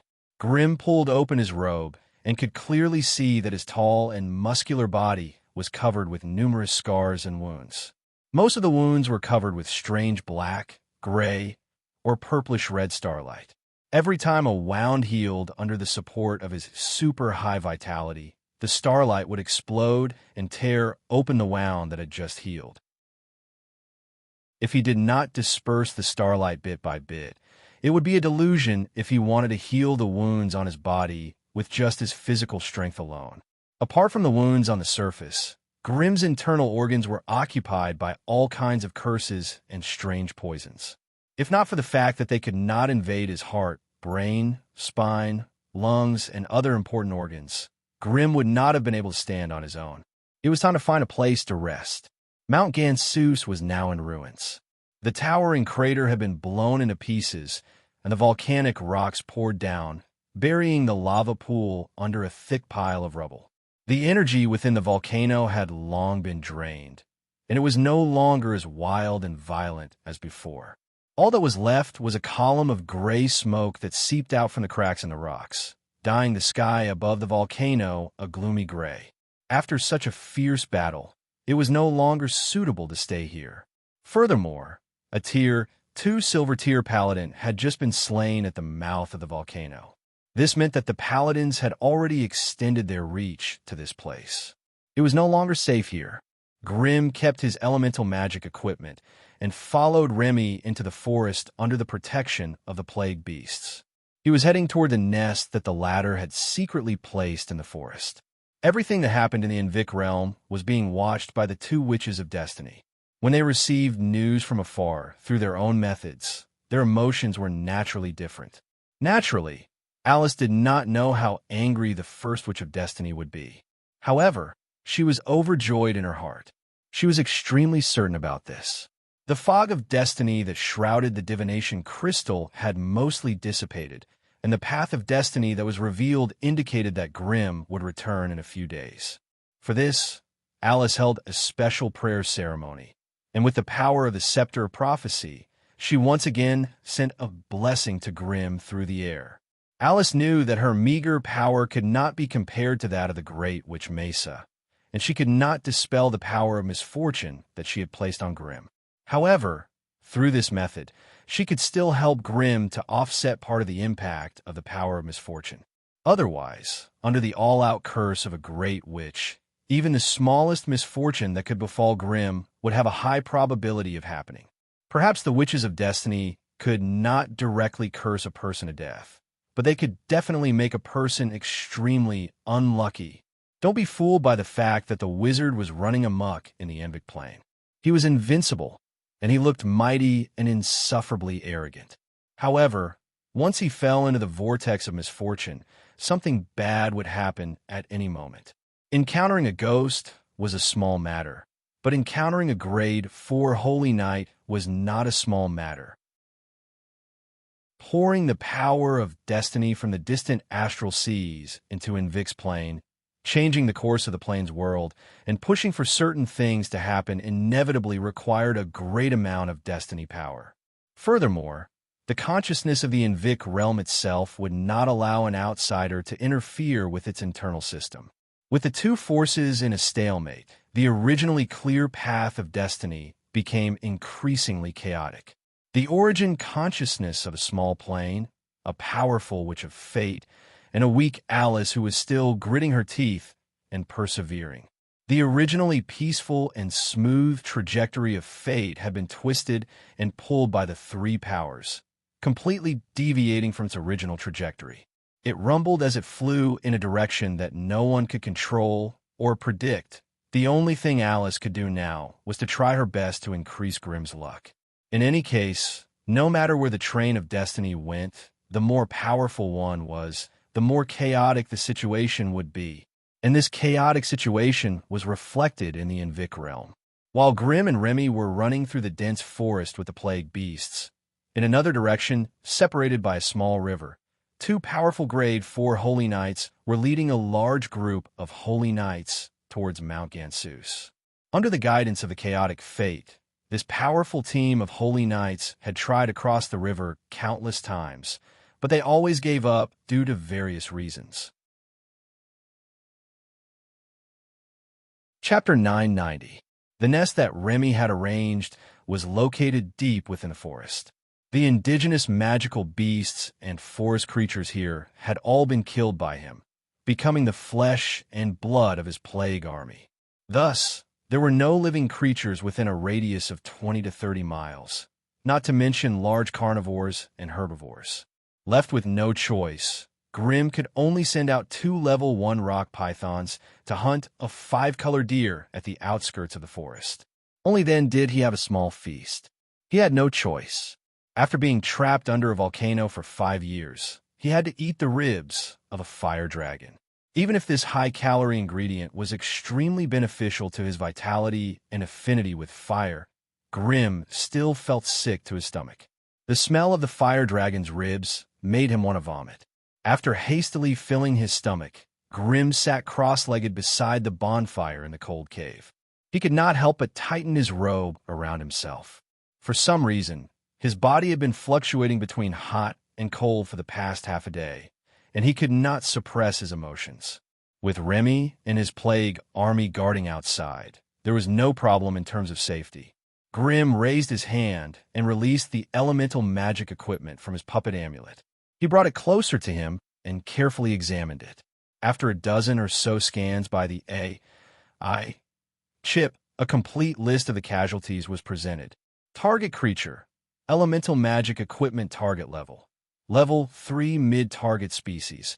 Combination of elemental puppet and metal magic equipment target stats. Strength 37, 26, Vitality 39, 31, Agility 11, 8, Spirit 32, 27. According to the AI chip statistics, the basic combat power of the elemental magic equipment was displayed in brackets. Due to the continuous battles and the lack of necessary repairs and maintenance, the combat power of the elemental magic equipment had declined significantly. Other than the high magic and metal attributes that could barely maintain his vitality at level 3, his strength and spirit had fallen below level 3. Although this elemental magic equipment could still suppress a level 2 Silver Knight, its advantage against a level 3 Knight was not as obvious. As the elemental magic equipment was a combination of elemental puppet and metal magic equipment, it was much more difficult to repair than ordinary magic equipment. It could only be done by using the specialized alchemy laboratory in the Flame Monarch's Wizard's Pagoda. Thus, Grimm could only find a way to use some ordinary metals to repair the obvious damage on the body of the elemental magic equipment. Therefore, although the defensive power of the elemental magical equipment that had been patched with countless red and green patches had increased, it was difficult for it to reach its limit. After tinkering and hammering for a long time, he finally managed to plug up the glaring holes on the elemental magic machine's body. The elemental equipment's vitality rose from 31 points to 34 points, but it was still far from its original 39 points. Grimm waved his hand to signal the elemental equipment to stand guard at the entrance of the cave. Then, he carefully took out the 3 storage rings and inspected them one by one. Although Grimm knew that most magi would not bring all their precious resources and wealth with them, he was still very confident in the 3 storage rings. It was for no other reason than the fact that they were the rings of a Tier 3 wizard. Since Natagu and Benija were dead, the spiritual imprints they had placed on the storage rings had automatically dissipated. With the help of the AI chip, Grimm was able to decipher the password to activate them without much effort. All wizard storage rings were double-checked by the witchcraft secret spell and the spirit imprint. If there was any discrepancy, it could not be opened. Now, the spiritual imprint had collapsed on its own, and Grimm could easily open it with just a spell. The first item he browsed was Nataga's ring. When Grimm probed with his spiritual force, the AI chip used its powerful scanning ability to quickly project a list of items in his mind. 32,000 magical crystals, 104 magical gems of various types, 3 sets of snake molts, 1,068 pieces of snake scales, 17 kilograms of black mamba venom, 73 salo fruits, 235 grams of spring dream grass, 12 grams of sunflower, 11 instant magic wands, 53 witchcraft scrolls, 26 witchcraft potions, 1 teleportation glyph, and some witchcraft equipment. In addition to these witchcraft items, there were also many other personal items that belonged to him. There were also many strange magical plants and rare ores that could not be found in the sorcerer world and could only be found in the void. Excluding those items that could not be evaluated at the moment, the chip estimated the value of Nataga's storage ring to be between 2 million and 3 million. However, what caught Grimm's attention the most were the single-use teleportation glyph and the 5 bloodline potions. According to the AI chip's analysis, 2 of the potions were bloodline regeneration potions, while the other 3 were bloodline purification potions. They were all developed for the giant black mamba snake bloodline. With them, Grimm could create a few magi with the giant snake bloodline within the Crimson family who were loyal to him. However, there were already a few families with the giant snake bloodline in the scattered forest of towers. If a few giant snake magi suddenly appeared in the Crimson family, it would easily cause misunderstandings and enmity. However, Grimm did not care about this. The single-use teleportation glyph was the key to Grimm's successful escape from the Invicta dimension. With it, Grimm would no longer have to follow his original plan of sneaking into the fire elemental plane and finding a way to locate the Flame Monarch's Wizard's Pagoda, then find a way to return to the sorcerer world. The original plan sounded simple, but once it was carried out, there would be many difficulties and unknown risks. Moreover, the Great Witch Mesa seemed to have a few old friends in the fire elemental plane. If she caught sight of his tracks, his actions in the fire elemental plane would become a huge risk. Now, with the single-use teleportation glyph personally created by Mesa, Grimm only needed to adjust the coordinates on it, and he would be able to easily return to the sorcerer world. If the Great Witch Mesa knew that she was the one who had personally sent Grimm away, she would probably explode in anger. Other than the teleportation glyph, bloodline potions, and various rare treasures from the galaxy, even the seemingly ordinary instant cast magic wands and spell scrolls were not ordinary items. Most of the instant cast magic wands were rank 2 and 3 spells, covering almost all the branches of spells in the sorcerer world. Even if he happened to find a few rank 1 magic wands, they would contain item locator spell, time reversal, dream beauty, and a few other useful rank 1 spells. One could be used to search for items, one could check the history of a certain area for 3 hours, and one could summon a strange dream beauty to serve him. The dream beauty was a strange creature with a pure spirit body. It was a harmless magical creature that could create a dreamscape for its summoner with its powerful ability to create dreams that were close to reality. Therefore, it was one of the most commonly summoned magical creatures in the sorcerer world. As for the spell scrolls, they were obviously not good enough. This was normal. After all, Natagu had used up most of the high-ranked spell scrolls after the Great Wizard War. What was left were obviously defective goods. After looking through Natagu's collection with satisfaction, Grimm excitedly put the storage ring with the snake eye on his finger. Now, Grimm had 4 magic diamond rings, enough to fill 1 palm. Next was the storage ring of the psionic warlock, Benika. There were also numerous magic crystals and various magic gems, as well as a shocking amount of magic materials and resources, as well as many magical equipment and accessories. But what caught Grimm's attention the most was the corpse of a rank 2-star beast embedded in a strange amber. Seeing the star beast's corpse, Grimm immediately realized that it was the thing that he was willing to risk his life in Invict Plane for. Grimm had the source-stealing bug, which could extract the corresponding innate abilities from the blood of magical creatures. Only Alice and Mary knew about this. Even the great witch Medusa could not obtain such information through fate divination. Originally, Alice only knew through the power of fate that if Grimm came to the Invict Plane, he might be able to find the bloodline talent that he had been dreaming of.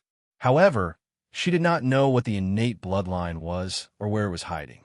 Thus, even though he knew that this trip would be extremely risky, Grimm still came here without hesitation for himself and Alice.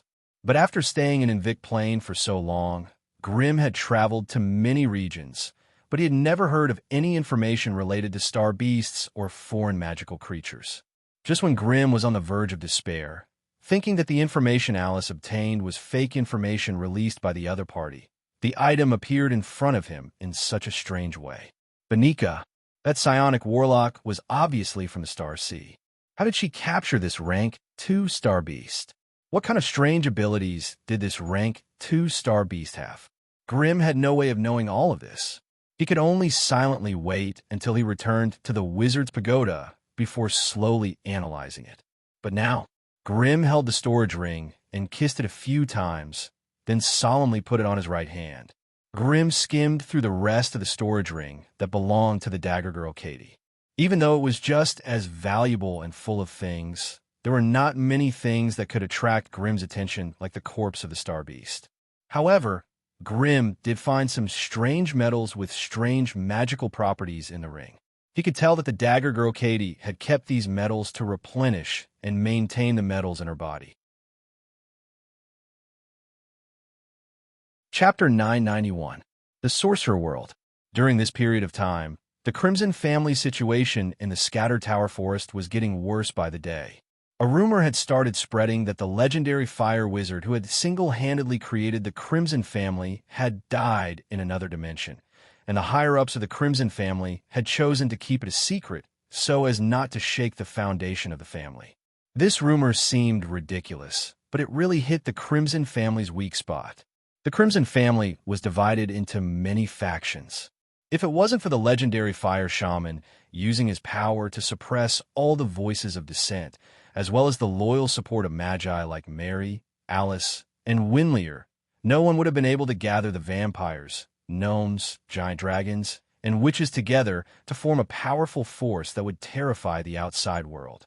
Grimm had not appeared in the family for many years.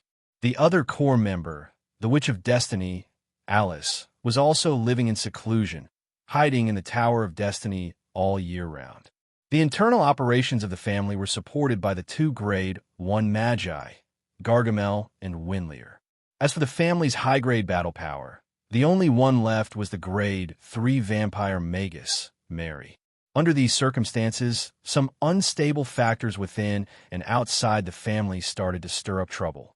No matter if it was the Magi who surrendered during the Sorcerer War or the ambitious goblins, they were all carefully probing the family's strength and looking for a way to break free from the family's control. During this period of time, a few well-known large sorcerer families showed deep hostility towards the newly risen Crimson family. They started to suppress the Crimson family's members, either openly or secretly. In a short period of time, there were many incidents in the Scattered Tower Forest where goblin caravans were chased away and the Crimson family's resource points were attacked. The Crimson family, which had already occupied close to 80% of the Alovis area, had no choice but to pull back their forces and turn to protect the most important 10 or so rank 1 resource points. As the Magus in charge, no matter how unwilling Mary was, she had to shoulder the heavy responsibility of the family. In a short period of time, the Vampire Magi attacked everywhere. An eye for an eye, a tooth for a tooth. They used fierce attacks to repel the enemy's attacks again and again. They even suppressed 3 rebellions that tried to overthrow the Crimson family's rule in the Alovis area. However, the more they killed, the harder they fought, and the more difficult the situation of the Crimson family became. Rumors were flying everywhere, and there were flames of war everywhere. The powerful mastermind behind the scenes seemed to have the intention of not stopping until he had uprooted the Crimson family. Left with no choice, Mary could only use her family's authority to deploy the Grade 4 magical golem dragon near the White Tower to the center of the continent as the core force guarding the Alovis area. This action undoubtedly intimidated the mastermind behind the scenes, giving the Crimson family a chance to breathe. After a meticulous investigation, the higher-ups of the family, with Mary as the leader, finally found out that the mastermind behind the plot to topple the Crimson family was the current leader of the Fabris family, the rank 4 body refinement Magus Declan, Fabrice. Truth be told, after hearing that the one causing trouble for the Crimson family was this rank 4 refinement Magus, most of the higher-ups of the family were astonished. After all, the Crimson family did not have a true rank 4 Magus of their own. Hence, when they were expanding, they had always been respectful to the older Magus families and never fought with them for territory. Now, this rank 4 Magus had suddenly appeared and attacked the Crimson family. This was really out of the expectations of the higher-ups of the Crimson family. While the higher-ups were confused, Mary, who was a core Magus, seemed to understand something. Grimm's sudden imprisonment in another plane, as well as the current predicament the family was facing, could very well be the work of a single person. Hence, Mary, who understood the reason, gave up on the idea of negotiating with the enemy. She began to counterattack and defend the family's secular territories and resource points. Under her strong leadership, the insect Lich Bliss, Dragonman Zacha, Goblin Tigul, and many vampire magi took turns to attack. If the enemy dared to destroy one of the Crimson family's hereditary territories, they would dare to kill all the hereditary nobles in 3 of the enemy's territories. If the enemy dared to attack one of the Crimson family's resource points, they would dare to destroy 5 of the enemy's Magus resource points. The Crimson Magi, who had always been fearless, were like a coiled viper, fiercely counterattacking every attack from the enemy. Even if both sides were heavily injured, they would not compromise or give in to the enemy. At the beginning of the war, the Fabrice family had only incited and bewitched the peripheral forces to attack and harass the Crimson family. However, when these peripheral forces had suffered greatly in the Crimson family's territories and were beaten into submission, the Fabrice family finally took the initiative to attack. As an old Magus family with a rank 4 Magus, the Fabrice family had existed for more than 3,000 years. The Crimson family, which had only been established for less than 100 years, could not compare to their deep foundation.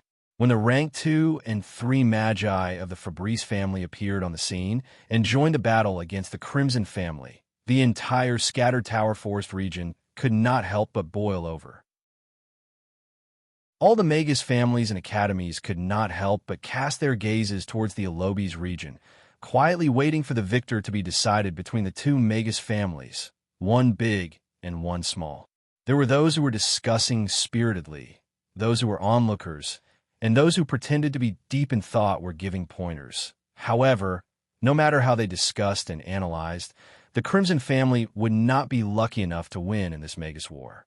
After all, one side had a rank 4 Magus, as well as over 30 rank 2 and 3 Magi, while the other side only had 2 rank 3 Magi and a group of rank 3 giant dragons that did not listen to orders. The difference in strength between the 2 sides was simply too great, and they were not on the same level at all. In a short period of time, the smaller forces that had seen the Crimson family's power and followed suit all changed sides, either joining the enemy's camp or choosing to remain neutral. This caused the Crimson family's morale to plummet. After considering the basic strength of both sides, some busybodies announced that the Crimson family would be completely defeated. At most, they would be able to rely on the rank 4 magical golem dragon to preserve the blazing flame monarch, the origin of the family. As for the rest of the mundane world and the family's resource points, They did not have the power to protect them at all.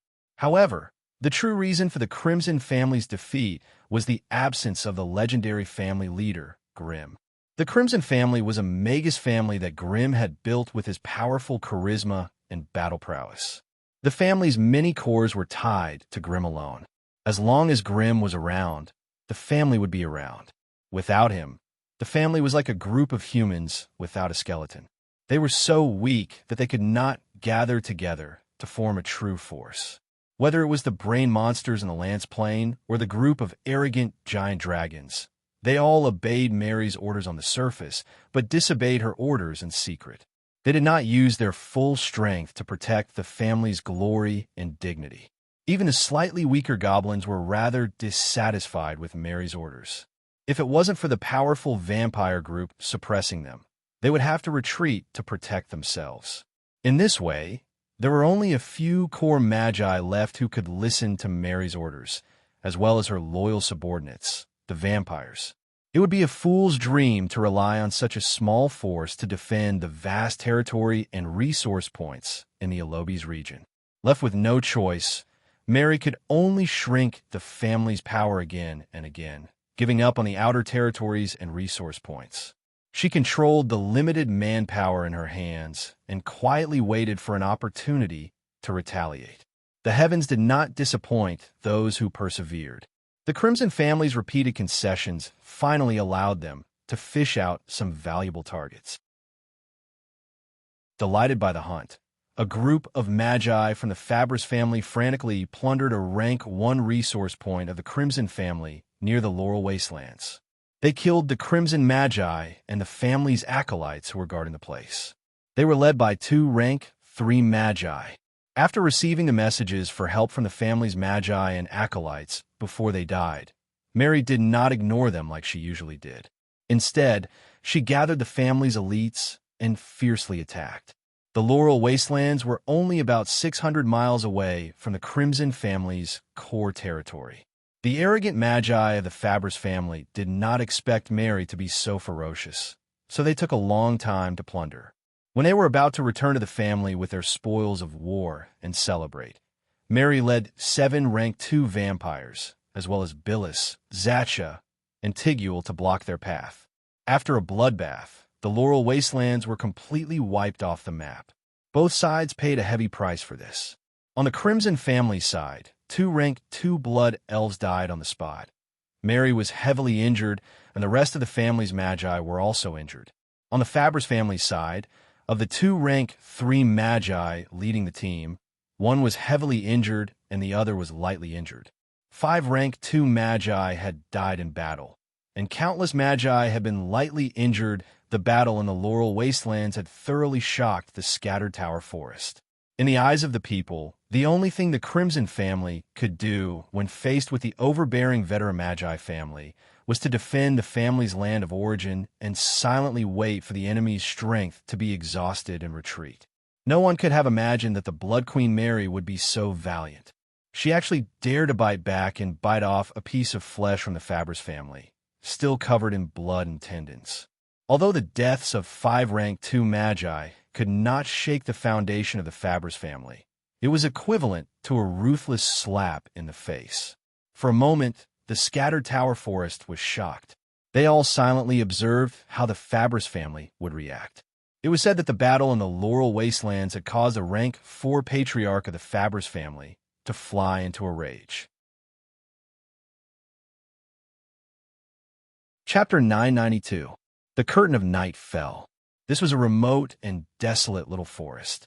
Through the sparse forest, one could see the waning lights of Savia Castle 3 miles away. 2 magi wearing the Fabris family crest on their chests stared at the castle in the distance with malevolent expressions.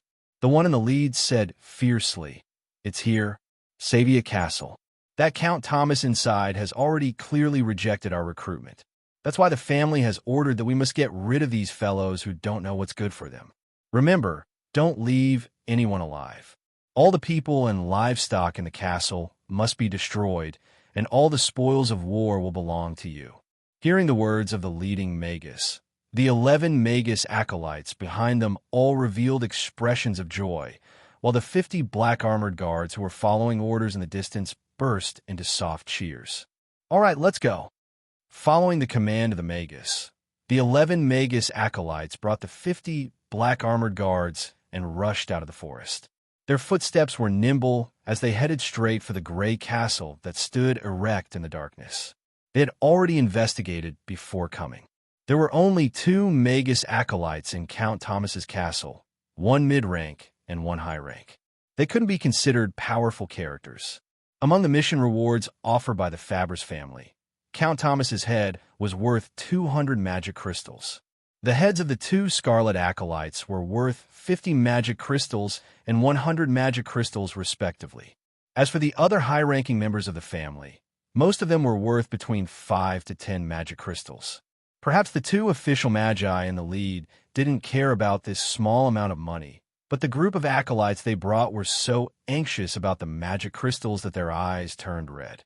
Each and every one of them fought to be the first to rush into the battlefield of slaughter. Although the sky was already dark, the outer walls of the castle were still heavily guarded. Guards held torches in their hands as they patrolled along the way, looking as if they were in danger. Sabia Castle was only an ordinary secular territory of the Scarlet family in the Alobes region. Count Thomas, who managed this castle and the surrounding 120 miles of land, was only one of the many secular nobles of the Scarlet family, and he was also the most unremarkable one. However, with the surrounding nobles fearing the power of the Fabres family and choosing to switch sides one by one, Earl Thomas, who had resolutely chased away the other party's emissary, became very conspicuous and abrupt. It could be said that from the moment the other party's emissary was chased away, the entire Sabia Castle was already in a state of panic. Everyone was waiting for an unknown disaster to descend at some point. If it were not for his granddaughter who was studying in the White Tower in the north, Earl Thomas might not have the courage to go against an old wizard family.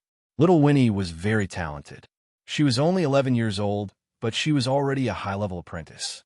If there were no accidents, Little Winnie would definitely become an official wizard before the age of 30. Once Little Winnie became an official magus of the Crimson family, the Thomas family would have a chance to rise. It was precisely because of this that Earl Thomas mustered the courage to chase away the messenger who came to ask for his surrender. Perhaps knowing that disaster was inevitable, after Earl Thomas chased away the messenger, he sent his most capable son, Little Winnie's biological father, along with a few talented grandchildren to the small city of Pine Tower. That was the origin of the Crimson family, so it should not be directly affected by the war. As for himself, he had already mentally prepared himself for the worst, quietly waiting for the terrifying disaster to descend. His thoughts were very simple. He hoped that the Crimson family would treat Little Winnie and the rest of his family well on account of his loyalty to the point of death. That way, when Little Winnie rose to power in the future, the seeds left behind by the Thomas family would continue to rely on her and quickly grow stronger. When the alarm on the city walls rang, Earl Thomas, who was hiding alone in his bedroom, painfully closed his eyes. He was already over 80 years old and did not have much time left. There was only so much he could do for the family. The other nobles might not be optimistic about the Crimson family's future and became fence-sitters, swaying with the wind towards the more powerful side.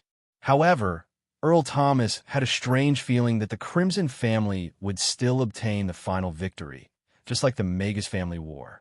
Once the Crimson family won, the nobles who chose to side with the enemy would definitely welcome a bloody purge. Fresh flowers watered with fresh blood would grow stronger and brighter. In the last Magus family war, Earl Thomas had chosen the right side and climbed from small Baron Thomas to the position of Earl. However, to his surprise, only a dozen years had passed, and the second choice had come to him so quickly. The scale of the war this time was even larger, and the enemies of the Crimson family were even more terrifying. Thus, it was even more difficult to choose. Fortunately, Little Winnie was here, so Earl Thomas did not have to make a difficult choice. He was old and could no longer lead the Thomas family. Thus, it was time for him to sacrifice himself and fight for more space for the family to develop. Earl Thomas stood up shakily from the sofa and gulped down the red wine in his glass, staggering towards the large bed. In his hand, there was a golden dagger decorated with patterns and a large ruby embedded in the handle. It flickered with a cold light. Since the enemy had come, it was time for him to die. He did not want to fall into the hands of the enemy and be tortured. Thus, it was better to end his life as soon as possible. However, just as he walked to the side of the bed, there was a light knock on the wooden door of the bedroom. "Lance, don't try to persuade me anymore. I won't go with you. Take advantage of the fact that the enemy hasn't broken into the castle and quickly escape. The secret passage in the stables in the backyard can allow you to safely escape from the castle." Lance was one of the 2 crimson acolytes that Earl Thomas had hired at high price. He had appeared many times to persuade the Earl to escape with them back to Pine Tower City. Unfortunately, Earl Thomas hesitated for a long time before rejecting him. Thus, when the knocking sound was heard again, Thomas instinctively thought that it was the high-ranked acolyte, Lance. The wooden door opened without a sound. A tall and demonic figure stood at the door. The bright light behind him shone in, casting a layer of golden light around his silhouette. This was not Lance. Thomas's heart thumped, and he took a few steps back in fear. His voice trembled as he said, "You, who are you?" The tall black figure ignored Earl Thomas's questions and strolled to the window. Through the narrow wooden window, he looked at the black armored warriors surging up the castle like a tide. The strange face hidden in the shadows of the hood revealed a strange smile. Behind the tall shadow, the high-ranking acolyte Lance walked in with a steam lamp in hand, smiling at Earl Thomas. "All right, Earl Thomas, don't seek death so much. This is a magus sent by our family. He's here to bring you to Pine Tower City. Hurry up and leave with me. The journey is still long. If one could avoid death, who would be willing to give up their life for nothing?" Under the persuasion of acolyte Lance, Earl Thomas hurriedly put away his dagger. He couldn't care less about bringing more wealth and treasures. He called out to a few of his closest concubines and servants and boarded a black carriage that had been waiting for a long time. The carriage rustled as it drove off into the distance. Although the black carriage was not that conspicuous in the night, it was impossible to hide from the magus acolytes and black armored guards who were attacking the Fabres family. However, unexpectedly, no matter who it was, as long as they got within 50 steps of the black carriage, they would be silently sliced in half by a sharp blade and killed on the spot.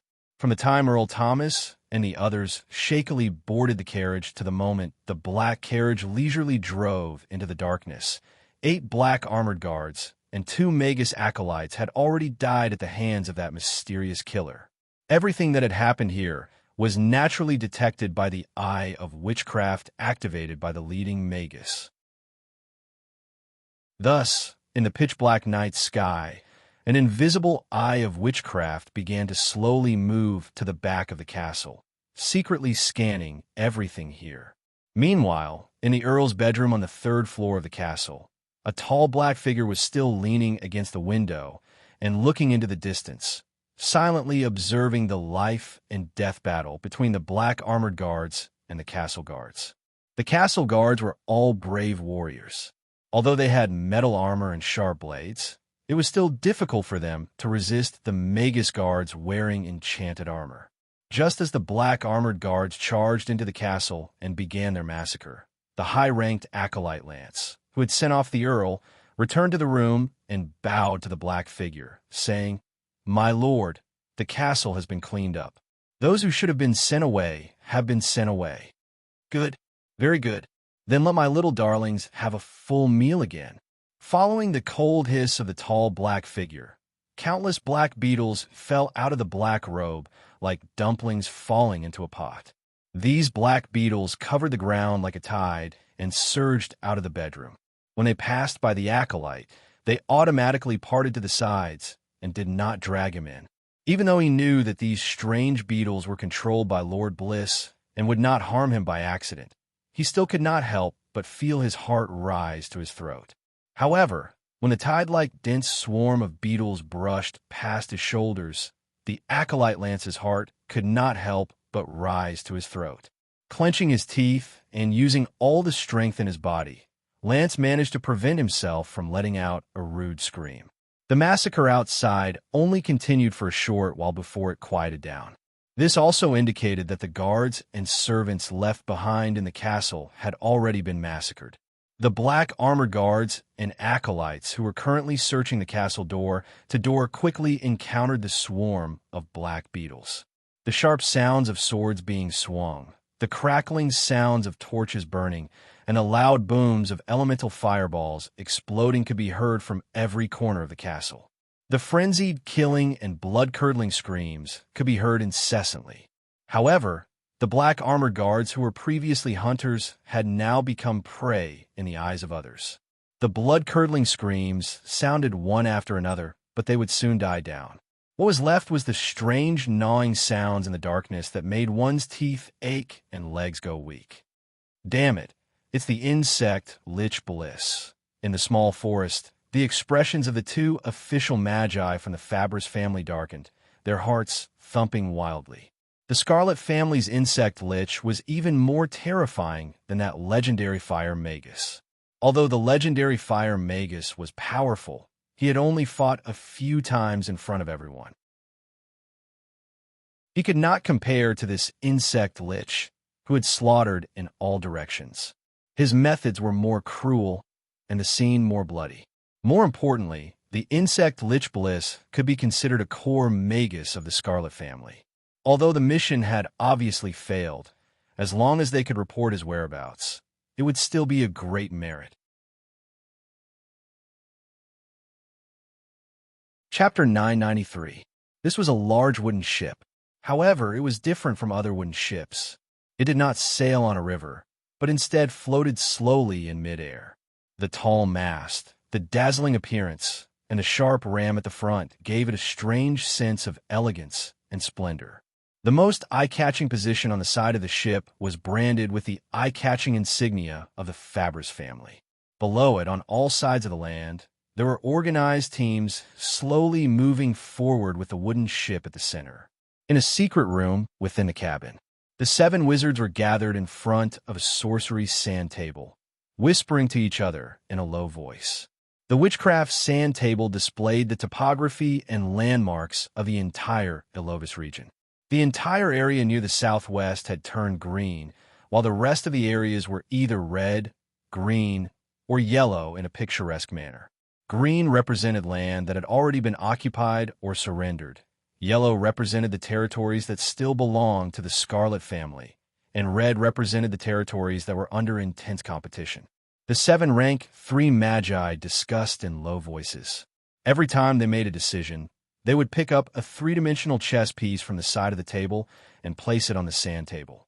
The chess pieces flickered with different colors and shapes of magic imprints. Every time there was a change on the sand table, there would be specialized personnel at the side to record the decision of the higher-ups of the family and pass it on to the outside. When the orders were passed down to the specific magi and teams, there would be a number of people from the teams gathered around the wooden ship who would accept the mission and head off into the distance. Of course, there would be teams returning at every moment after completing the mission.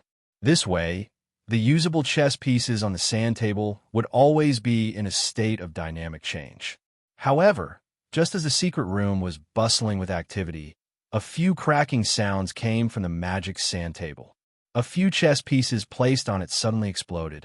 Dense cracks appeared on the surface of the chess pieces, and the magic imprints on them flickered a few times before completely dimming. This usually meant that the magus of the family who was carrying out the mission had died. If this had only happened in 1 or 2 unimportant places, the 7 high-ranked magi would not have cared at all. After all, it was impossible for there to be no casualties in such an intense and grand battle between magi. However, 5 missions had failed at the same time, resulting in the death of a magus. This was something they had no choice but to take seriously. One of the 7 high-ranked magi, Wulma, glanced over and couldn't help but curse under her breath. Out of the 5 mission failures, 4 of them were personally assigned by him. With such a probability, It was no wonder that he was secretly annoyed and felt a little embarrassed. Upon closer inspection, Cold Wind Hill, Silver Spring Mine, Castle Savia, Urgala Stone Tower, Elixton City. They were all secular territories or resource points outside the core circle of the Crimson family.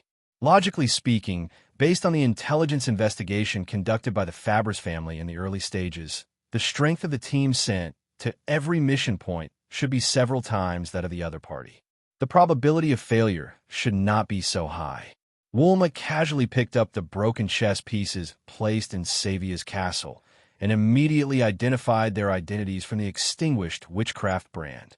Using his authority as a core magus, he quickly connected to the spiritual frequency of this magus team. I'm Wizard Woolma from the headquarters. Is anyone from the Crystal Spear squad still alive? The same spiritual message was sent many times in one go before he barely got a response. Master Woolma, hurry, come, save us. The person who sent the message back through the spiritual frequency was a magus acolyte. However, he seemed to be running at high speed, and the message he sent back was intermittent, accompanied by strong interference. I don't care who you are. Hurry up and tell me, what happened to you? Why did the mission fail? It's insect sorcerer. That sorcerer apprentice had only spoken halfway when he suddenly let out a blood-curdling scream. He had lost the final connection. Insect sorcerer. The Crimson family's core rank 2 insect sorcerer, Bliss? Woolma's eyebrows immediately furrowed. If it really was this guy, then the terrifying follow-up mission would be a little difficult. Since it was Woolma's war zone that had met with trouble, even if the other rank 3 magi saw it, they would just laugh and ignore it. Only Wizard Linus, who was closer to Woolma, could not help but secretly transmit his voice. How is it? Do you need help?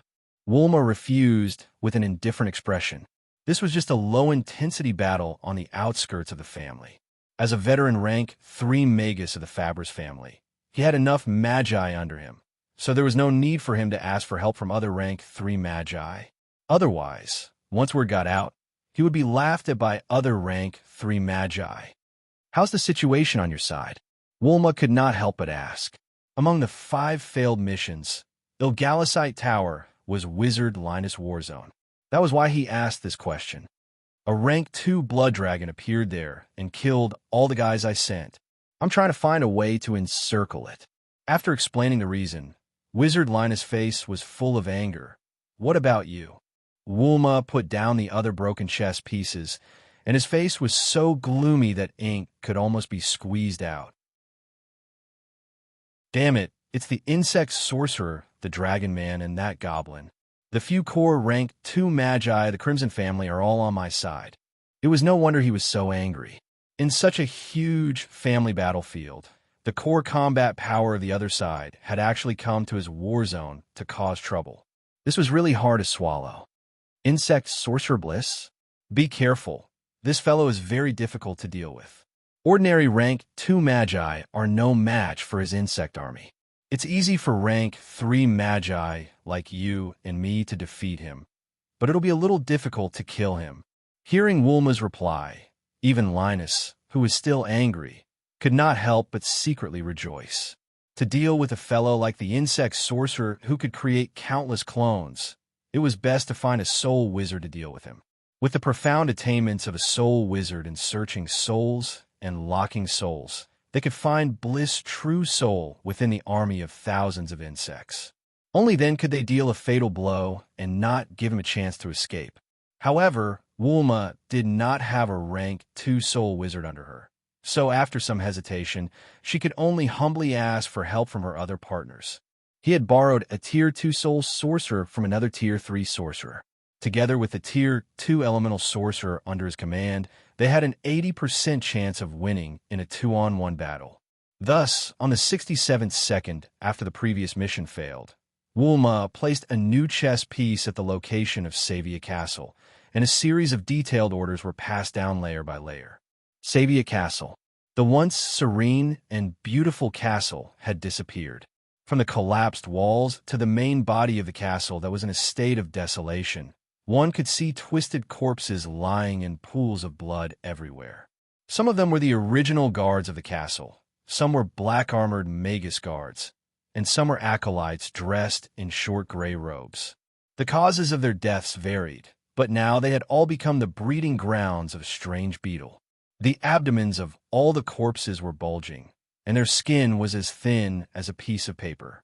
One could almost see the bright red blood solution inside. When the blood moved, one could also see some strange insect eggs that were as dense as a beehive. Indistinctly, one could even hear some strange chewing sounds. Asterisk bang bang bang. Asterisk following the end of the hatching, the abdomens of the blood corpses began to explode one after another. Scarlet sticky blood flowed all over the ground, and large numbers of black larvae emerged like a tide. These black larvae were only the size of a fingernail. Their bodies trembled, and they shook off the sticky flesh and blood stains on their bodies. They opened up their hard, metallic plates and extended two pairs of strange wings, one long and one short. Then, with a strange buzzing sound, they flew into the air. In a moment, the black beetles that rose from the ground were too concentrated, and they actually formed a huge ball of black smoke above the castle ruins. Following a formless spiritual shock wave from within the castle, this huge ball of black smoke split into two. One flew into the castle and hid in various dark and damp corners, while the other landed on the ground and actually disappeared without a trace in the blink of an eye. After doing all this, the insect Lich Bliss did not continue to stay in the castle. He brought his personal guards, 7 rank 2 rippers and 30 rank 1 demonized mantises, and strutted away. As for this batch of insect army that had hatched in the castle, Bliss had no intention of taking them away. Instead, he let them hide within the castle. Before he left, Bliss gave them a final order, which was to annihilate all life forms that had intruded into the castle. Presumably, the lackeys of the Fabris family would definitely send people to investigate the situation here. When the time came, the insect army would treat them well. However, less than a quarter of an hour after Bliss left the castle, the insect army he had left there was triggered. Sensing the large group of spiritual nodes that were quickly extinguishing 3 miles away, Bliss suddenly stopped in his tracks and turned to look at the battlefield in the distance. There were only 2 of them, 1 male and 1 female. They were both powerful magi from the Fabris family. Among them, the male magus was an ice-type magus with a cold expression and a thin layer of frost on his brows. The reason why Bliss' insect army had been annihilated so quickly was all thanks to this elemental magus. As for the female magus, she had a graceful figure and a picturesque appearance. Her eyes were filled with a powerful spiritual force, and no one dared to look her in the eye. Bliss had originally been secretly observing and sizing up the 2 magi through the eyes of the insect army. But when his gaze met the female maguses, even though they were 3 miles apart, Bliss could not help but feel a piercing pain in his eyes, and his head felt dizzy. What was more frightening was that the female magus seemed to have locked on a Bliss's soul aura through their eyes. She snorted at him coldly, "You can't escape." Chapter 994. Damn it, it's a rank 2 magus from the Fabris family. If it was just an ordinary magus, Bliss might not have much to fear. However, that brief exchange of gazes gave Bliss an ominous premonition. If he were to face them, he would be in deep trouble. Sorcerers had always believed in their own instincts. Even with the insect Lich Bliss' savage nature, he could not help but shudder at the thought of that bone-chilling gaze. Without hesitation, Bliss climbed onto an especially large demonic mantis and immediately led his personal guards forward, sprinting towards the core area of the Crimson Continent. Under his summons, the insect swarms that had been lying in ambush in the nearby regions rushed out and headed towards Sava's castle. Although they were not a threat to the 2 Tier 3 wizards, they could still slow down their pursuit. As for the losses of the insect army, Bliss did not take it to heart. Among all the Crimson Magi, there were very few who could kill as decisively as insect Lich Bliss. The other Rank 2 Magi had also successfully completed the mission given to them by their families. However, when they were ordered to retreat, they were pursued by powerful Magi from the Fabris family. Draconian Zacha was in charge of cleaning up the Silver Spring mine. It was a very important mining site for xenogeneic metals, which accounted for almost 40% of the Crimson family's resources. Draconian Zacha was there to supervise the Magi stationed at the mine, to temporarily seal the mine and bring back the xenogeneic metals that had been refined over the past 3 months. The Fabris family had sent 4 Rank 1 Magi to clean up the Silver Spring mine. Dealing with the single Rank 1 Magus, there was a piece of cake. Unfortunately, they were unlucky and had run into the hands of the Draconian. One died, one was seriously injured, and the other 2 suffered light injuries, barely managing to escape. As for the Magi acolytes and black armor guards they had brought with them, they had all died at the hands of Draconian Zacha. When Draconian Zacha led the mine guards back to the core of the family, they were blocked by Magi from the Fabris family at a small path against the wind. In order to capture Draconian Zacha, the other party had gone all out, sending 3 Rank 2 Magi. The 2 sides fought a bloody battle in the upwind trail, and it ended with the Deep Red side's defeat. The low-level sorcerers and apprentices on the Crimson Army side were all killed. Dragonman Zacha broke out of the encirclement at the cost of serious injuries and escaped back to the core area of his family. At the same time, the Magi that the Crimson family had sent to various territories and resource points were also attacked and ambushed by the Magi of the Fabris family. Because the enemy was powerful and had an abundance of manpower, most of the battles ended with the Fabris family's victory. The Crimson family had paid a heavy price in order to bring back the people and resources that were trapped in the outer perimeter. A Rank 2 Blood Dragon, a Rank 2 Vampire, and 7 Rank 1 Sorcerers. Even though the Crimson family had experienced explosive growth in recent years, such a heavy blow still hurt them to the bone. In particular, the vampire group had become a disaster area that suffered heavy losses. Vampire sorcerers were strange and long-lived creatures. In the secular world, they were simply terrifying monsters that couldn't be killed. However, for the wizards who knew them well, they had dozens of ways to kill them cleanly. Due to the huge difference in strength between the 2 families, the Crimson family had already lost 4 Rank 2 sorcerers, all from the vampire group. Although the Fabris family had lost more sorcerers, they were all Rank 1 sorcerers from the periphery. Not a single core Rank 2 sorcerer had been lost. Mary, who had suffered heavy losses, immediately became abnormally enraged. She personally ambushed and killed 2 Rank 2 sorcerers from the Fabris family. However, her whereabouts were immediately locked onto by the Fabris family. Thus, 4 Rank 3 sorcerers from the Fabris family worked together to ambush and heavily injure Mary on her way back.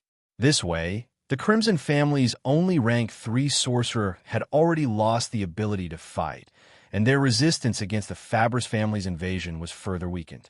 If it wasn't for the fear of the terrifying Class 4 Golem Dragon and the 2 floating warships in the Crimson family's core region, the Fabris family would have launched an attack on the Crimson family's core region the moment Mary escaped with injuries.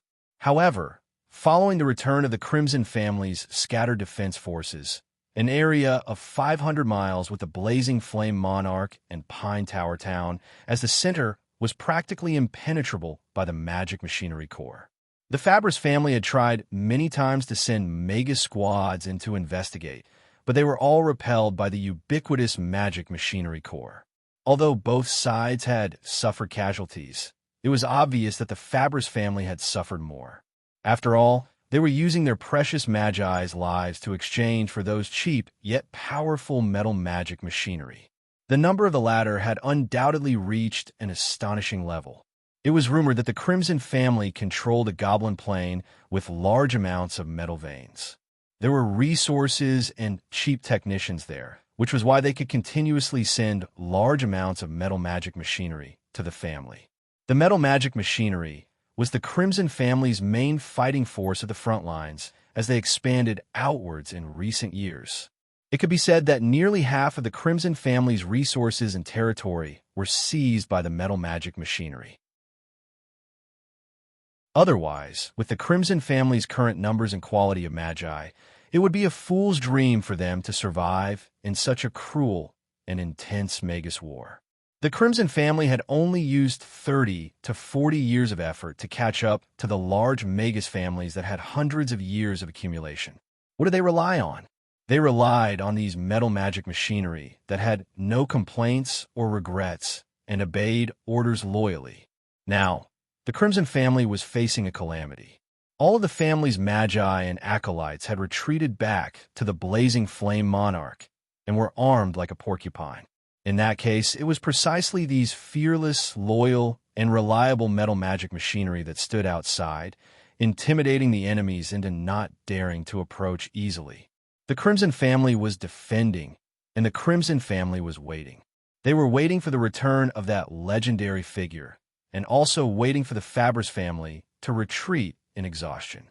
Although the Fabris family was powerful, they were not completely without enemies. When they deployed most of the family's strength to the Alobes region to fight against the Crimson family, the defenses of their own family's headquarters seemed a little weak.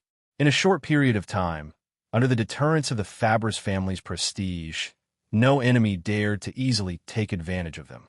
However, once the family's main forces were pinned down by the Crimson family for a long period of time, it was hard to guarantee that nothing would happen in the rear. It was as if they had learned their lesson from the miserable defeat of the allied Magus families. This time, the Fabris family fought steadily and surely. They used their thunderous momentum to force the Crimson family into their nest, and only then did they build a sturdy temporary base 70 miles southwest of the small town of Pine Tower. It was as if they were going to trap the Crimson family in the land of origin. What made the higher-ups of the Crimson family even more worried was that after building the temporary base, the Fabris family worked overtime and stockpiled large amounts of resources, as if they had the intention of building another wizard tower. If the Fabris family was only building a temporary base, the Crimson family's reaction might not be that great. However, building a wizard tower was a little too much. If they did not interfere and allow the other party's wizard tower to operate smoothly, it would be extremely difficult for the Crimson family to fight their way out of the land of origin. Thus, even though they knew they were no match for them, the Crimson family still organized a magic machinery army and attacked the enemy's base at night. The level 4 magic puppet dragon also joined the battle. Unfortunately, the Fabris family seemed to have expected this. They used the temporary base as a line of defense and fought a beautiful counterattack, wiping out nearly 1,000 metal magic machinery sent by the Crimson family. In the end, the Magus sent by the Crimson family to command the battle returned safely under the cover of the magic puppet dragon. However, even though the Crimson family suffered heavy losses, they managed to use the power of the magic puppet dragon to destroy the wizard tower that had just finished building. If the Fabris family wanted to gather the necessary resources and manpower from the rear to rebuild the wizard tower, they would need to spend more than a month. This also created favorable conditions for Grimm's smooth return. In Victimension, after removing the thorn in his heart that was hunting down the Magi, Grimm finally obtained a rare moment of freedom. After staying in Remy's nest for 8 days, other than treating the serious injuries on his body, Grimm also dissected Katie. The power of the elemental magic machinery did not reach the level he had expected, so Grimm was also thinking of ways to increase its combat ability. The flexibility of Katie's strange half-flesh, half-mechanical body made Grimm very envious. Thus, he could not wait to understand and investigate the source of the strength of mechanical magi. After comparing the internal structure of Katie and the elemental magic machinery, Grimm had a preliminary answer to his doubts. If the two were to be compared, the elemental magic machinery was like an original machine. All the internal components and energy system were integrated together, coordinated and comprehensive. There were almost no obvious flaws. On the other hand, Katie's mechanical body was like a large platter of flesh and machinery. It was not balanced and comprehensive, but rather powerful and efficient. Most of the time, Katie's attack power was not as strong and lasting as the elemental magic machinery. However, when these mechanical organs operated in a way that surpassed the limits, it could allow Katie to explode with attack power that far surpassed the elemental magic machinery in a short period of time. Of course, this kind of explosive power came at the cost of sacrificing or consuming the life of the mechanical organs. Therefore, many times, mechanical magi had to carry large amounts of metal materials on them to repair the damage to their organs at any time. One was strong and stable, while the other had shocking explosive power. It was difficult to determine which was better in a short period of time.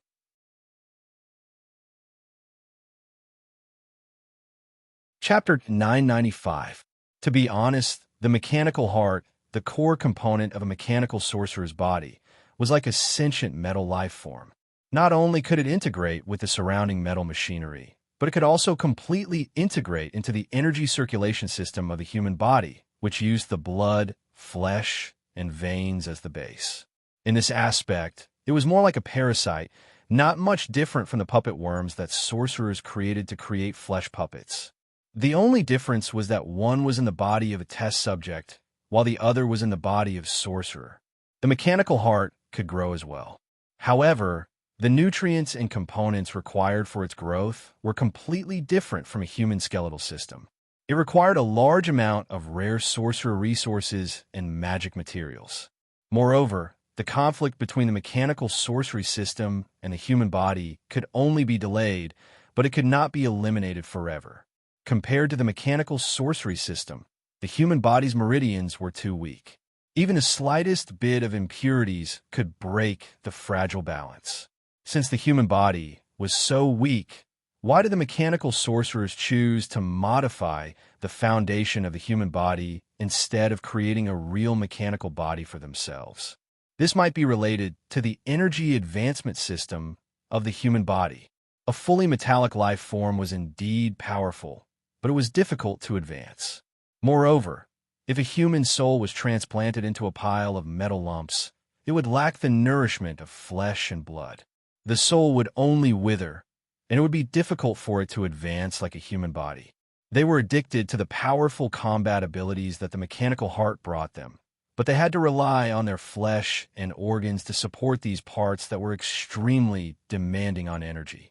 Therefore, the mechanical sorcerers often sought a balance between their powerful strength and the human body's advancement system. However, the mechanical sorcerer's concerns did not apply to Grimm. He did not want to modify himself beyond recognition. The reason he wanted to study the mechanical sorcerers was to modify the elemental magic machinery to be stronger and more aggressive.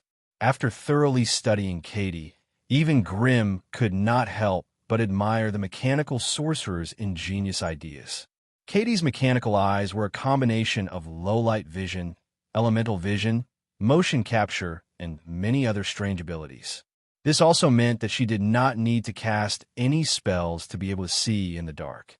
Not only that, but she could also see the flow of elemental energy around her opponent with her naked eyes. Not only that, she could also capture her opponent's subtle tactical movements. Her modified brain's metal shell also had the ability to amplify the strength of her thoughts, which allowed her to control the metal blades with ease. As long as the distance wasn't too far, she could even use her thoughts to control and change the attack trajectory of the metal blade wheel, achieving an instantaneous explosive effect. As for Katie's body, it had been modified by many complex mechanical spells. Beneath her smooth and supple skin, there were alloy plates of various shapes and sizes. Whenever it suffered an attack, the first to suffer damage was the more obvious metal armor outside its body. If the power of the attack exceeded the limits of the metal armor, the remaining damage would be shared by the flesh body and the alloy plate hidden within, and then spread out through a strange vibration method. As a result, Katie's physical and elemental resistance was shockingly high. She could easily take on the enemy's spells and charge to the side to slaughter them. Of course, This kind of attack would leave Katie's body in a damaged state all year round, and she would need to constantly replenish her body. This kind of replenishment included the damage of the mechanical parts, as well as the damage to the flesh body. Therefore, Katie's daily diet consisted of a large amount of fresh meat and all kinds of special metal solutions. Not a single one of them could be missing. A living human sorcerer, eating raw meat with blood in it every day, drinking pungent metal mixtures, the path that mechanical sorcerers pursued to become stronger was not something that ordinary people could persevere in. Grimm had also looted quite a number of high-grade magic tools from the wizards who had been hunting them. These things were made with their own characteristics, so Grimm would need to refine them before he could use them.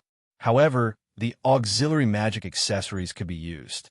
Although most magic accessories could strengthen one's body to some extent, as a human wizard, it was difficult to strengthen his body or spirit infinitely. For example, Grimm's Sword and Divine Ring had a +5 to strength, so the +3 to strength from the blazing equipment set was subsumed by the Sword and Divine Ring. If Grimm did not find ways to temper his body and increase his strength, he would not be able to enjoy the huge increase in strength. Therefore, as a wizard, it was best to find ways to increase his basic stats. As for the idea of relying on a large number of high-grade magic tools to create a powerful wizard, it was extremely childish and laughable. Basically, with the +5 to strength from the Sword and Divine Ring, the rest of the magic accessories that strengthened his body became redundant. The 3 constitution points from Sodden's Divine Ring left some room for Grimm to use. However, this space was quickly filled by the blazing equipment set's vitality. In addition, Grimm's spiritual force was already at 37 points. Relying on the equipment to increase it to 39 points, it was a little excessive. Hence, he could only remove 1 or 2 magic accessories that increased his spiritual force to reduce the burden on his body. This way, his strength, vitality, and spiritual force had reached the limits of his current body. Only his agility still had a lot of room for growth. Hey, Chip, examine my body stats, beep. Beginning examination.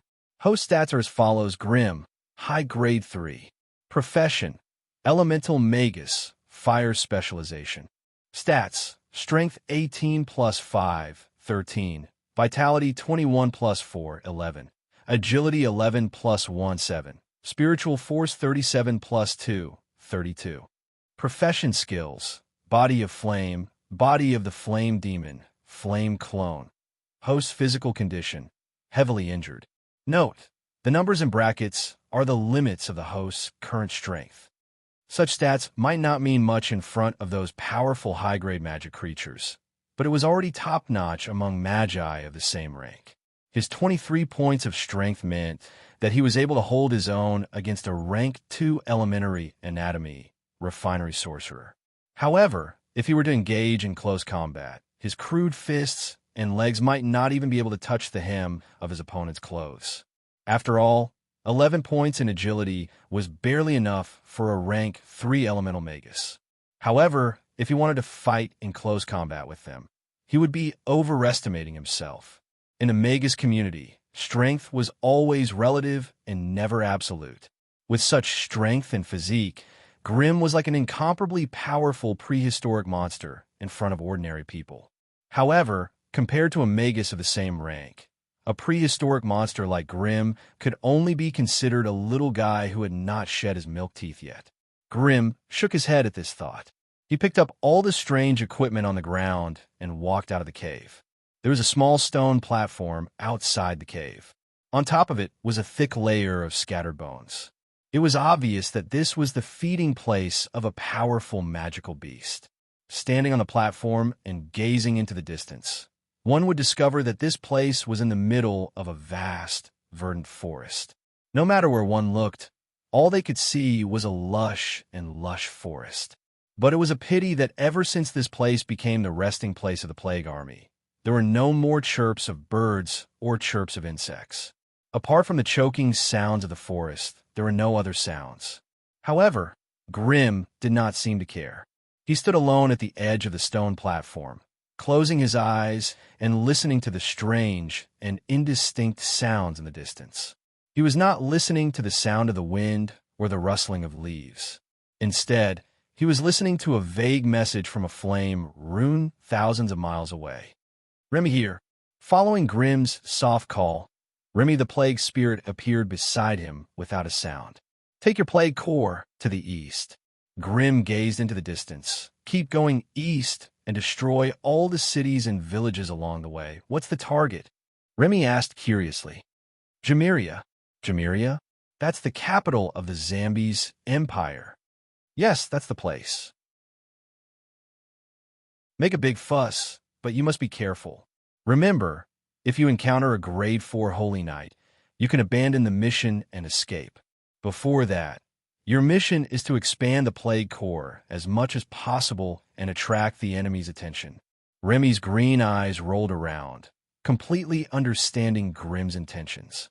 Smiling at Grimm, Remy summoned the plague behemoth and mounted it with the old poison woman. Then, he let out a shrill cry and rushed down the cliff. Then, in the dense forest around the cliff, the ancient trees shook and the leaves swayed. Hordes of plague creatures began to move silently, forming a terrifying tide of plague creatures in front of Grimm in the blink of an eye. When most of the plague creatures had left, Grimm pulled up his hood to cover his face and strode towards the southeast. After obtaining the astral beast's corpse, Grimm thought that there was no point in exploring in Vic's world anymore. He should return to his family as soon as possible. However, considering the nourishing effect of the strange holy light on his spiritual force, Grimm felt that it would not be too late to leave after making a huge profit. After returning to the Magus world, it would be impossible for Grimm to raise his spiritual force from 37 to 39 without 200 or 300 years of effort. But in this place, he only needed to kill some holy knights who posed no threat to him. So why wouldn't he do it? The reason why he sent Remy and his plague core out was to distract and lure away those 2 hateful grade 4 holy knights. Meanwhile, Sherphone could use this opportunity to slaughter the low and intermediate holy knights and accumulate enough holy light to reach tier 4.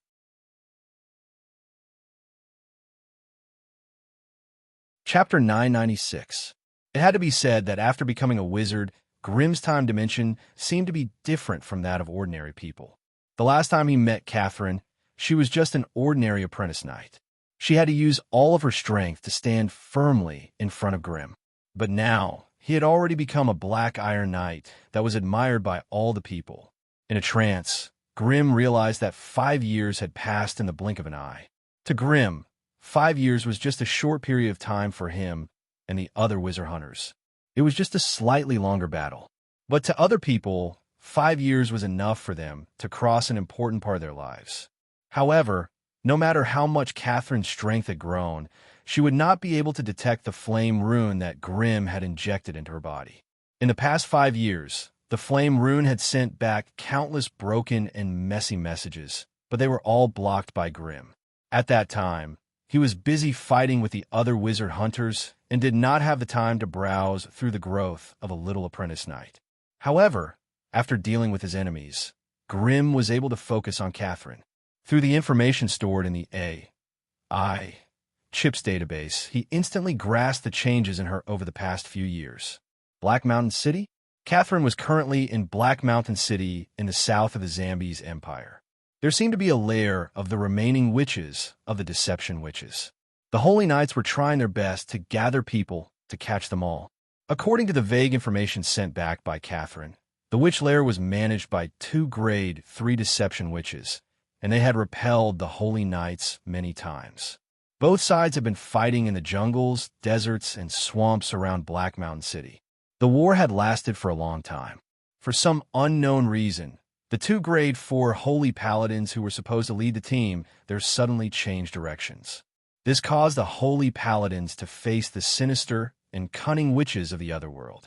They had been besieging the witches for more than 2 months, but they had yet to achieve victory. As a rising star among the new generation of Black Iron Knights, Catherine had performed exceptionally well in the battle against the witches. She had already purified 5 witches and countless evil witches' beasts. Among the paladins that surrounded the witches, there were 7 tier 3 golden paladins. This was what attracted Grimm the most. He knew very well that the 2 holy knights were definitely near Mount Gansus. If Remy's Pestilence Legion were to march towards the capital of the Zambez Empire, the 2 holy paladins would definitely prioritize killing them. At that time, there would be no more tier 4 holy knights guarding the southern Black Hill City. That place would become the best place for Grimm to plunder holy light souls. As for whether this would help the deceit, which Grimm was not really concerned about it. Deadwood Canyon. In a hidden cave, 6 deceit witches in black robes were sitting around a bonfire, discussing something in low voices. "We don't have much time left," a one-armed witch said in a low voice. "Although the holy knights who came to search for us have been lured to Crow Ridge, they will eventually react.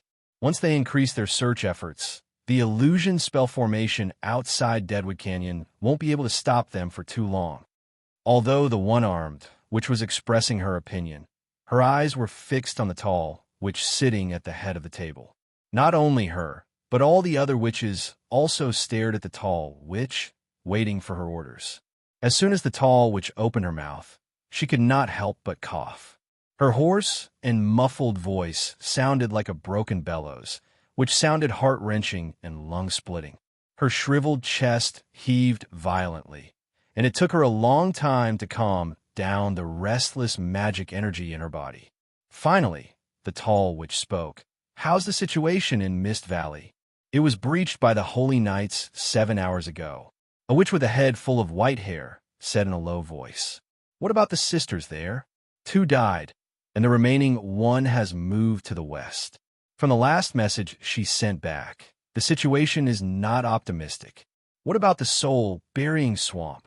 "We haven't contacted them for 3 days." The white-haired witch's voice became lower and lower. "I'm afraid." The witches in the room could not help but look sad. Once upon a time, they were all powerful witches who could roam the major plains. Now, the natives of this plain had breached the witch tower, and they had been reduced to street rats that could not be seen in the light of day. This kind of grievance and resentment could simply drive a person crazy. Since the witch tower was overthrown, their team had been chased by the rabid holy knights. In order to preserve their strength and power, the remaining 20 or so deception witches had to break up and escape the pursuit of the holy knights. They dispersed and fled to the vicinity of Blackwater City. Here, they barely managed to establish a foothold, and in one breath, they created 5 hidden points protected by defensive spell formations. They then carefully recuperated here. Unfortunately, in just 2 or 3 months, the holy knights were like sharks that smelled blood, once again chasing after them.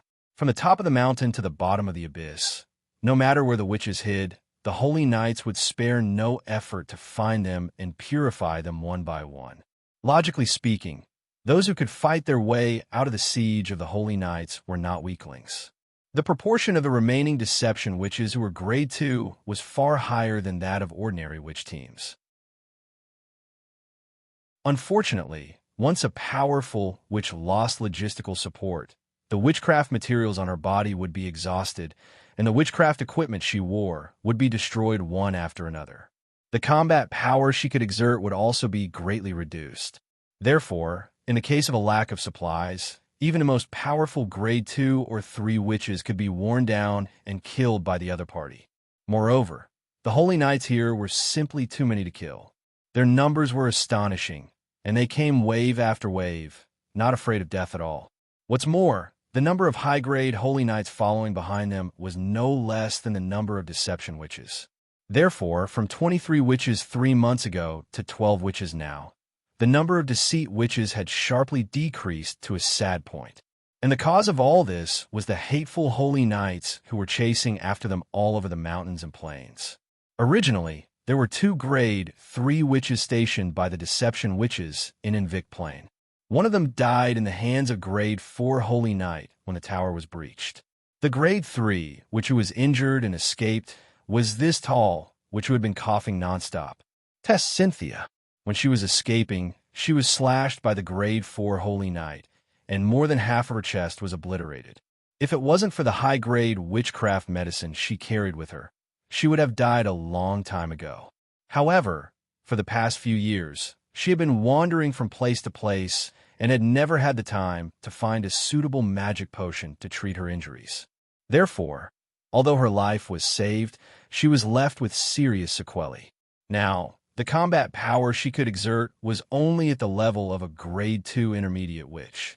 Once the explosive power exceeded the limit of this broken body, the barely maintained life system could collapse at any time.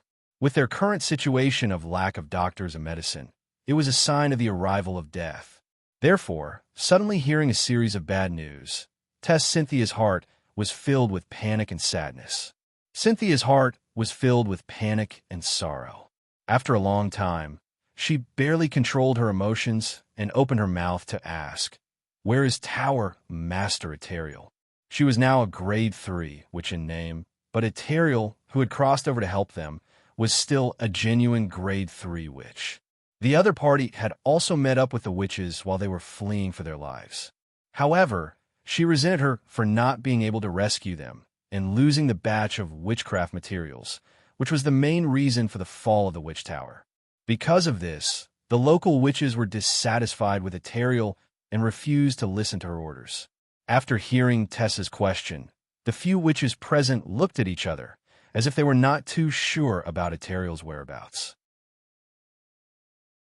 Only the white-haired witch hesitated for a moment, then said in a low voice, "Yesterday, Wizard Eterial seemed to have received a witchcraft message.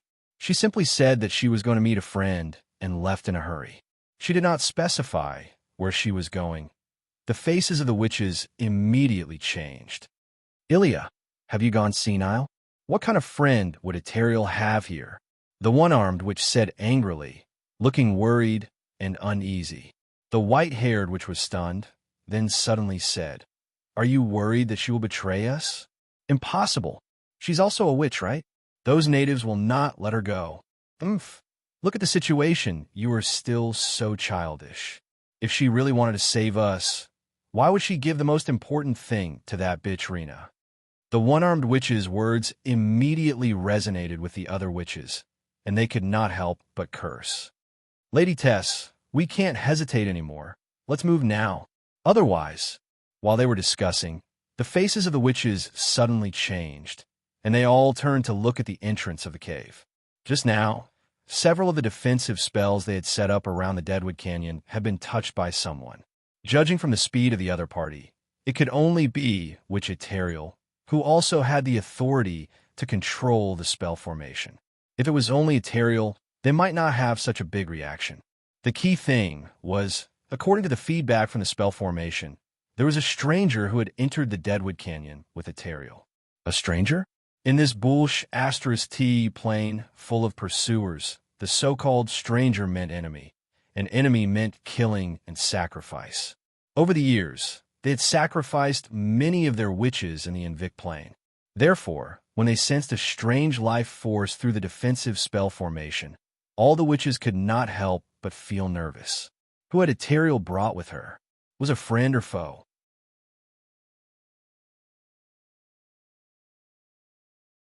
Chapter 997. The stranger who stepped into the cave with Eterial was unusually tall. A thick black hooded cloak covered most of the stranger's body. Not even an inch of his skin was exposed. Under the shadow of the drooping hood, a pair of eyes full of strange power shone.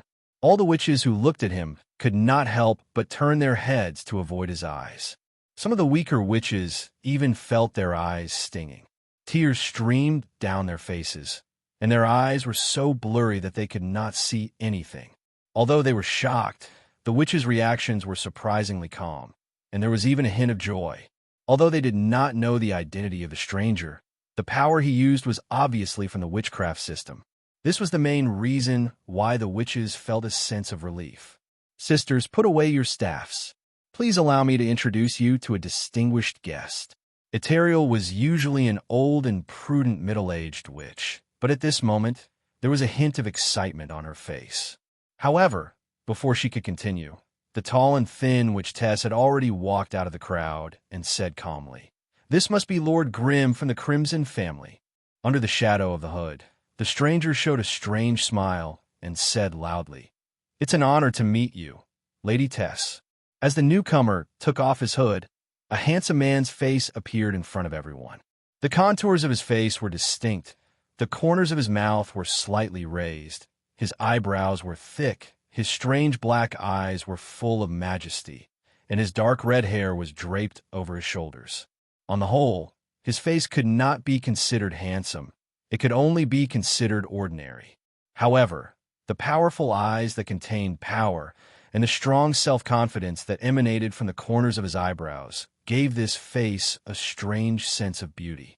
As a grade 3 witch, Tess could naturally see and feel more than the other witches. She saw very clearly that the other party had a pair of powerful black pupils. Around the black pupils, there were tiny dark red spots that looked like tiny fiery diamonds. Even with Tess' mental resistance, she could still feel a trace of burning pain when she looked at the stranger. This meant that the powerful flame power in the stranger's body could already rely on the projection of consciousness to transmit power. His dark red hair wasn't his original hair color either. Instead, it was the result of the overpowering power of the flames in his body that leaked out unintentionally. If the stranger could surpass the elemental stage and step into the realm of laws, these external manifestations would naturally be eliminated. However, those who could flexibly use the power of laws were great wizards who had surpassed the limit, and it was only possible for them to do so at least at grade 5. In the sorcerer world, the respected grade 4 wizards could only touch the surface of the laws, and there was still a long way to go before they could truly control the laws. When the witches heard Tess call out the stranger's name and saw his face with their own eyes, they finally understood. 5 years ago, when Rena crossed the dimensional crack, she was accompanied by Witch Eteriel and a fellow who was invited from the outside world. It seemed to be the legendary fire wizard in front of him. According to Tess's private analysis, 70% of the reason for the failure of their rescue operation this time was probably because of this legendary fire wizard. Especially after Witches Eteriel described in detail the war that had erupted in Gansu City, the witches were even more convinced of their speculation. During their escape, the witches had also heard about the abnormality that happened at Gansu's volcano. However, the Holy Knights were too close in pursuit, and the area around Gansu's volcano was tightly sealed by the Zambez Empire, so it was difficult for the witches to infiltrate. Therefore, they could not investigate the situation there in detail. However, through capturing and seducing a few Holy Knights, the Deception Witches still figured out everything that happened at Gansu's volcano. A few wizards who came from another world were fighting there, but they could not do anything to each other, so they could only helplessly confront each other. Hearing this news, the Deception Witches' hearts were filled with resentment and depression. Even though they did not understand the reason, they could vaguely guess that this undeserved disaster was probably related to these strange wizards who came from another world. As for the legendary fire wizard who provoked them, he naturally became the target of the witches' hatred. Therefore, when they suddenly saw this victim today, the faces of the Deception Witches could not help but turn sour. Witch Tess' face was gloomy, and she said coldly, "Sir Grimm, seeing the situation of the Deception Witches, I'm afraid you have to say something, right?" Grimm rubbed his nose awkwardly and said with a bitter smile, "Sir Tess, in this whole thing, I'm also a victim." Tess was angry, and she was about to say something, but Witch Eteriel next to her stopped her. "Tess, let bygones be bygones. Now is the time for us to help each other. Mr. Grimm has brought us some good news. I think it's best if you listen to it first." "What news?" Grimm looked around and hesitated for a moment. "You can say it here. We are all sisters who have gone through life and death together. There is no need to hide it from them," Tess said coldly. Eteriel, who was standing at the side, once again showed a look of anger, but also helplessness. Grimm did not care. He simply looked around at the witches and said softly, "I have a way to leave Invict Plain, but there are only 4 places." The air in the cave suddenly became stagnant. Hearing the first half of Grimm's words, All the witches could not help but show a look of surprise and joy. However, when they heard that there were only 4 places, they all showed a look of disappointment and indignation. You have a one-time use interplane teleportation circle. Witch-Tess was obviously an experienced witch, and she could roughly guess the truth from Grimm's words. Yes, there are only 4 teleportation slots, and I need to take up 2 of them. There was no need to hide this, so Grimm told the truth. If he wanted to return to the wizard world, he needed to take up one of the places, and the other one was reserved for the old poisonous woman that Remy had created. Remy was a part of Grimm's soul equipment, so he could keep it in his body during the teleportation. However, the old poisonous woman was a true grade 3 plague creature, so she could not enjoy the same treatment as Remy. This meant that Grimm could only take 2 deceit witches with him this time. Seeing how enthusiastic Ethereal was, it was obvious that as a grade 3 witch, she had already decided on one of the places in her heart. After some deductions, there was only one place left for the witches in front of him. Moreover, with the selfishness and self-interest of the wizards, there was no way they would give up 2 life-saving places to the deceit witches for free. According to Grimm's original plan, the ones who could return with him were naturally 2 grade 3 witches. That was the only way to minimize the damage to the deceit witches caused by the failure of the planar war. As for the witches who stayed behind, they just had to hide and wait for the next rescue team sent by the deceit witches to return to the wizard world. However, the highest grade of the witches left behind was only grade 2, and it was unknown whether the families would be willing to pay such a huge price to bring them back. Therefore, if they missed this opportunity, the witches who stayed behind would face the great risk of dying in Invict Plane. Without the help of other planes, without anyone to communicate with, they would be hunted down by the Holy Knights for the rest of their lives. This was the terrifying future that they could foresee. Rena is over there. Tess raised her hand and pointed to the east through the gloomy cave. Rena? Grimm asked doubtfully. He did not expect that the grade 2 witch who fell into the hands of the Zambese Empire was still alive. Beside him, Ethereal explained in a low voice. Rena was currently imprisoned in Black Hill City in the east. She had now become the most biting traitor in the hands of the Holy Knights. Information about the deceiving witches and their internal secrets were constantly leaked to the Holy Knights. It was because of the information that she provided that the Holy Knights were able to chase after the deceit witches with such precision. In order to hunt down the remaining witches, the Holy Knights brought Rena from the capital to Black Hill City. With her familiarity with the habits of the deceit witches and their daily interactions, they gradually squeezed out the living space of the witches. It could be said that the hatred that the witches had for Rena was second only to the Holy Knights who were chasing after them. After a heated discussion among the witches, both sides finally reached an agreement to help each other. Grimm would free up 2 teleportation slots for the deceit witches, and the deceit witches would have to help him deal a heavy blow to the Holy Knights. However, to Grimm's surprise, one of the 2 people the witches had come up with was Ethereal, while the other was a talented Tier 1 sorceress. Tess actually refused to leave. She also proposed to gather the witches and Grimm's power to go to Black Hill City to rescue Rena. Of course, this caused all the witches to protest, but when Tess gave the reason, all the witches became silent again. Naturally, Tess refused to leave to increase the number of remaining witches. Otherwise, there would only be a group of level 1 and 2 witches left in the Invict dimension. Whether or not they could resist the pursuit of the Holy Knights was one thing, and whether or not the family would be willing to pay a huge price to bring them back was another matter. If Tess stayed, then considering the value of a grade 3, which the possibility of the family rescuing her would be greatly increased. Of course, if Ethereal was willing to stay, the witches would be even more confident. But everyone knew that it was impossible. As for rescuing Rena, it was the same consideration. You're tuning in to the Warrior Lore YouTube channel. Don't forget to subscribe and join us on this journey to catch the most captivating stories.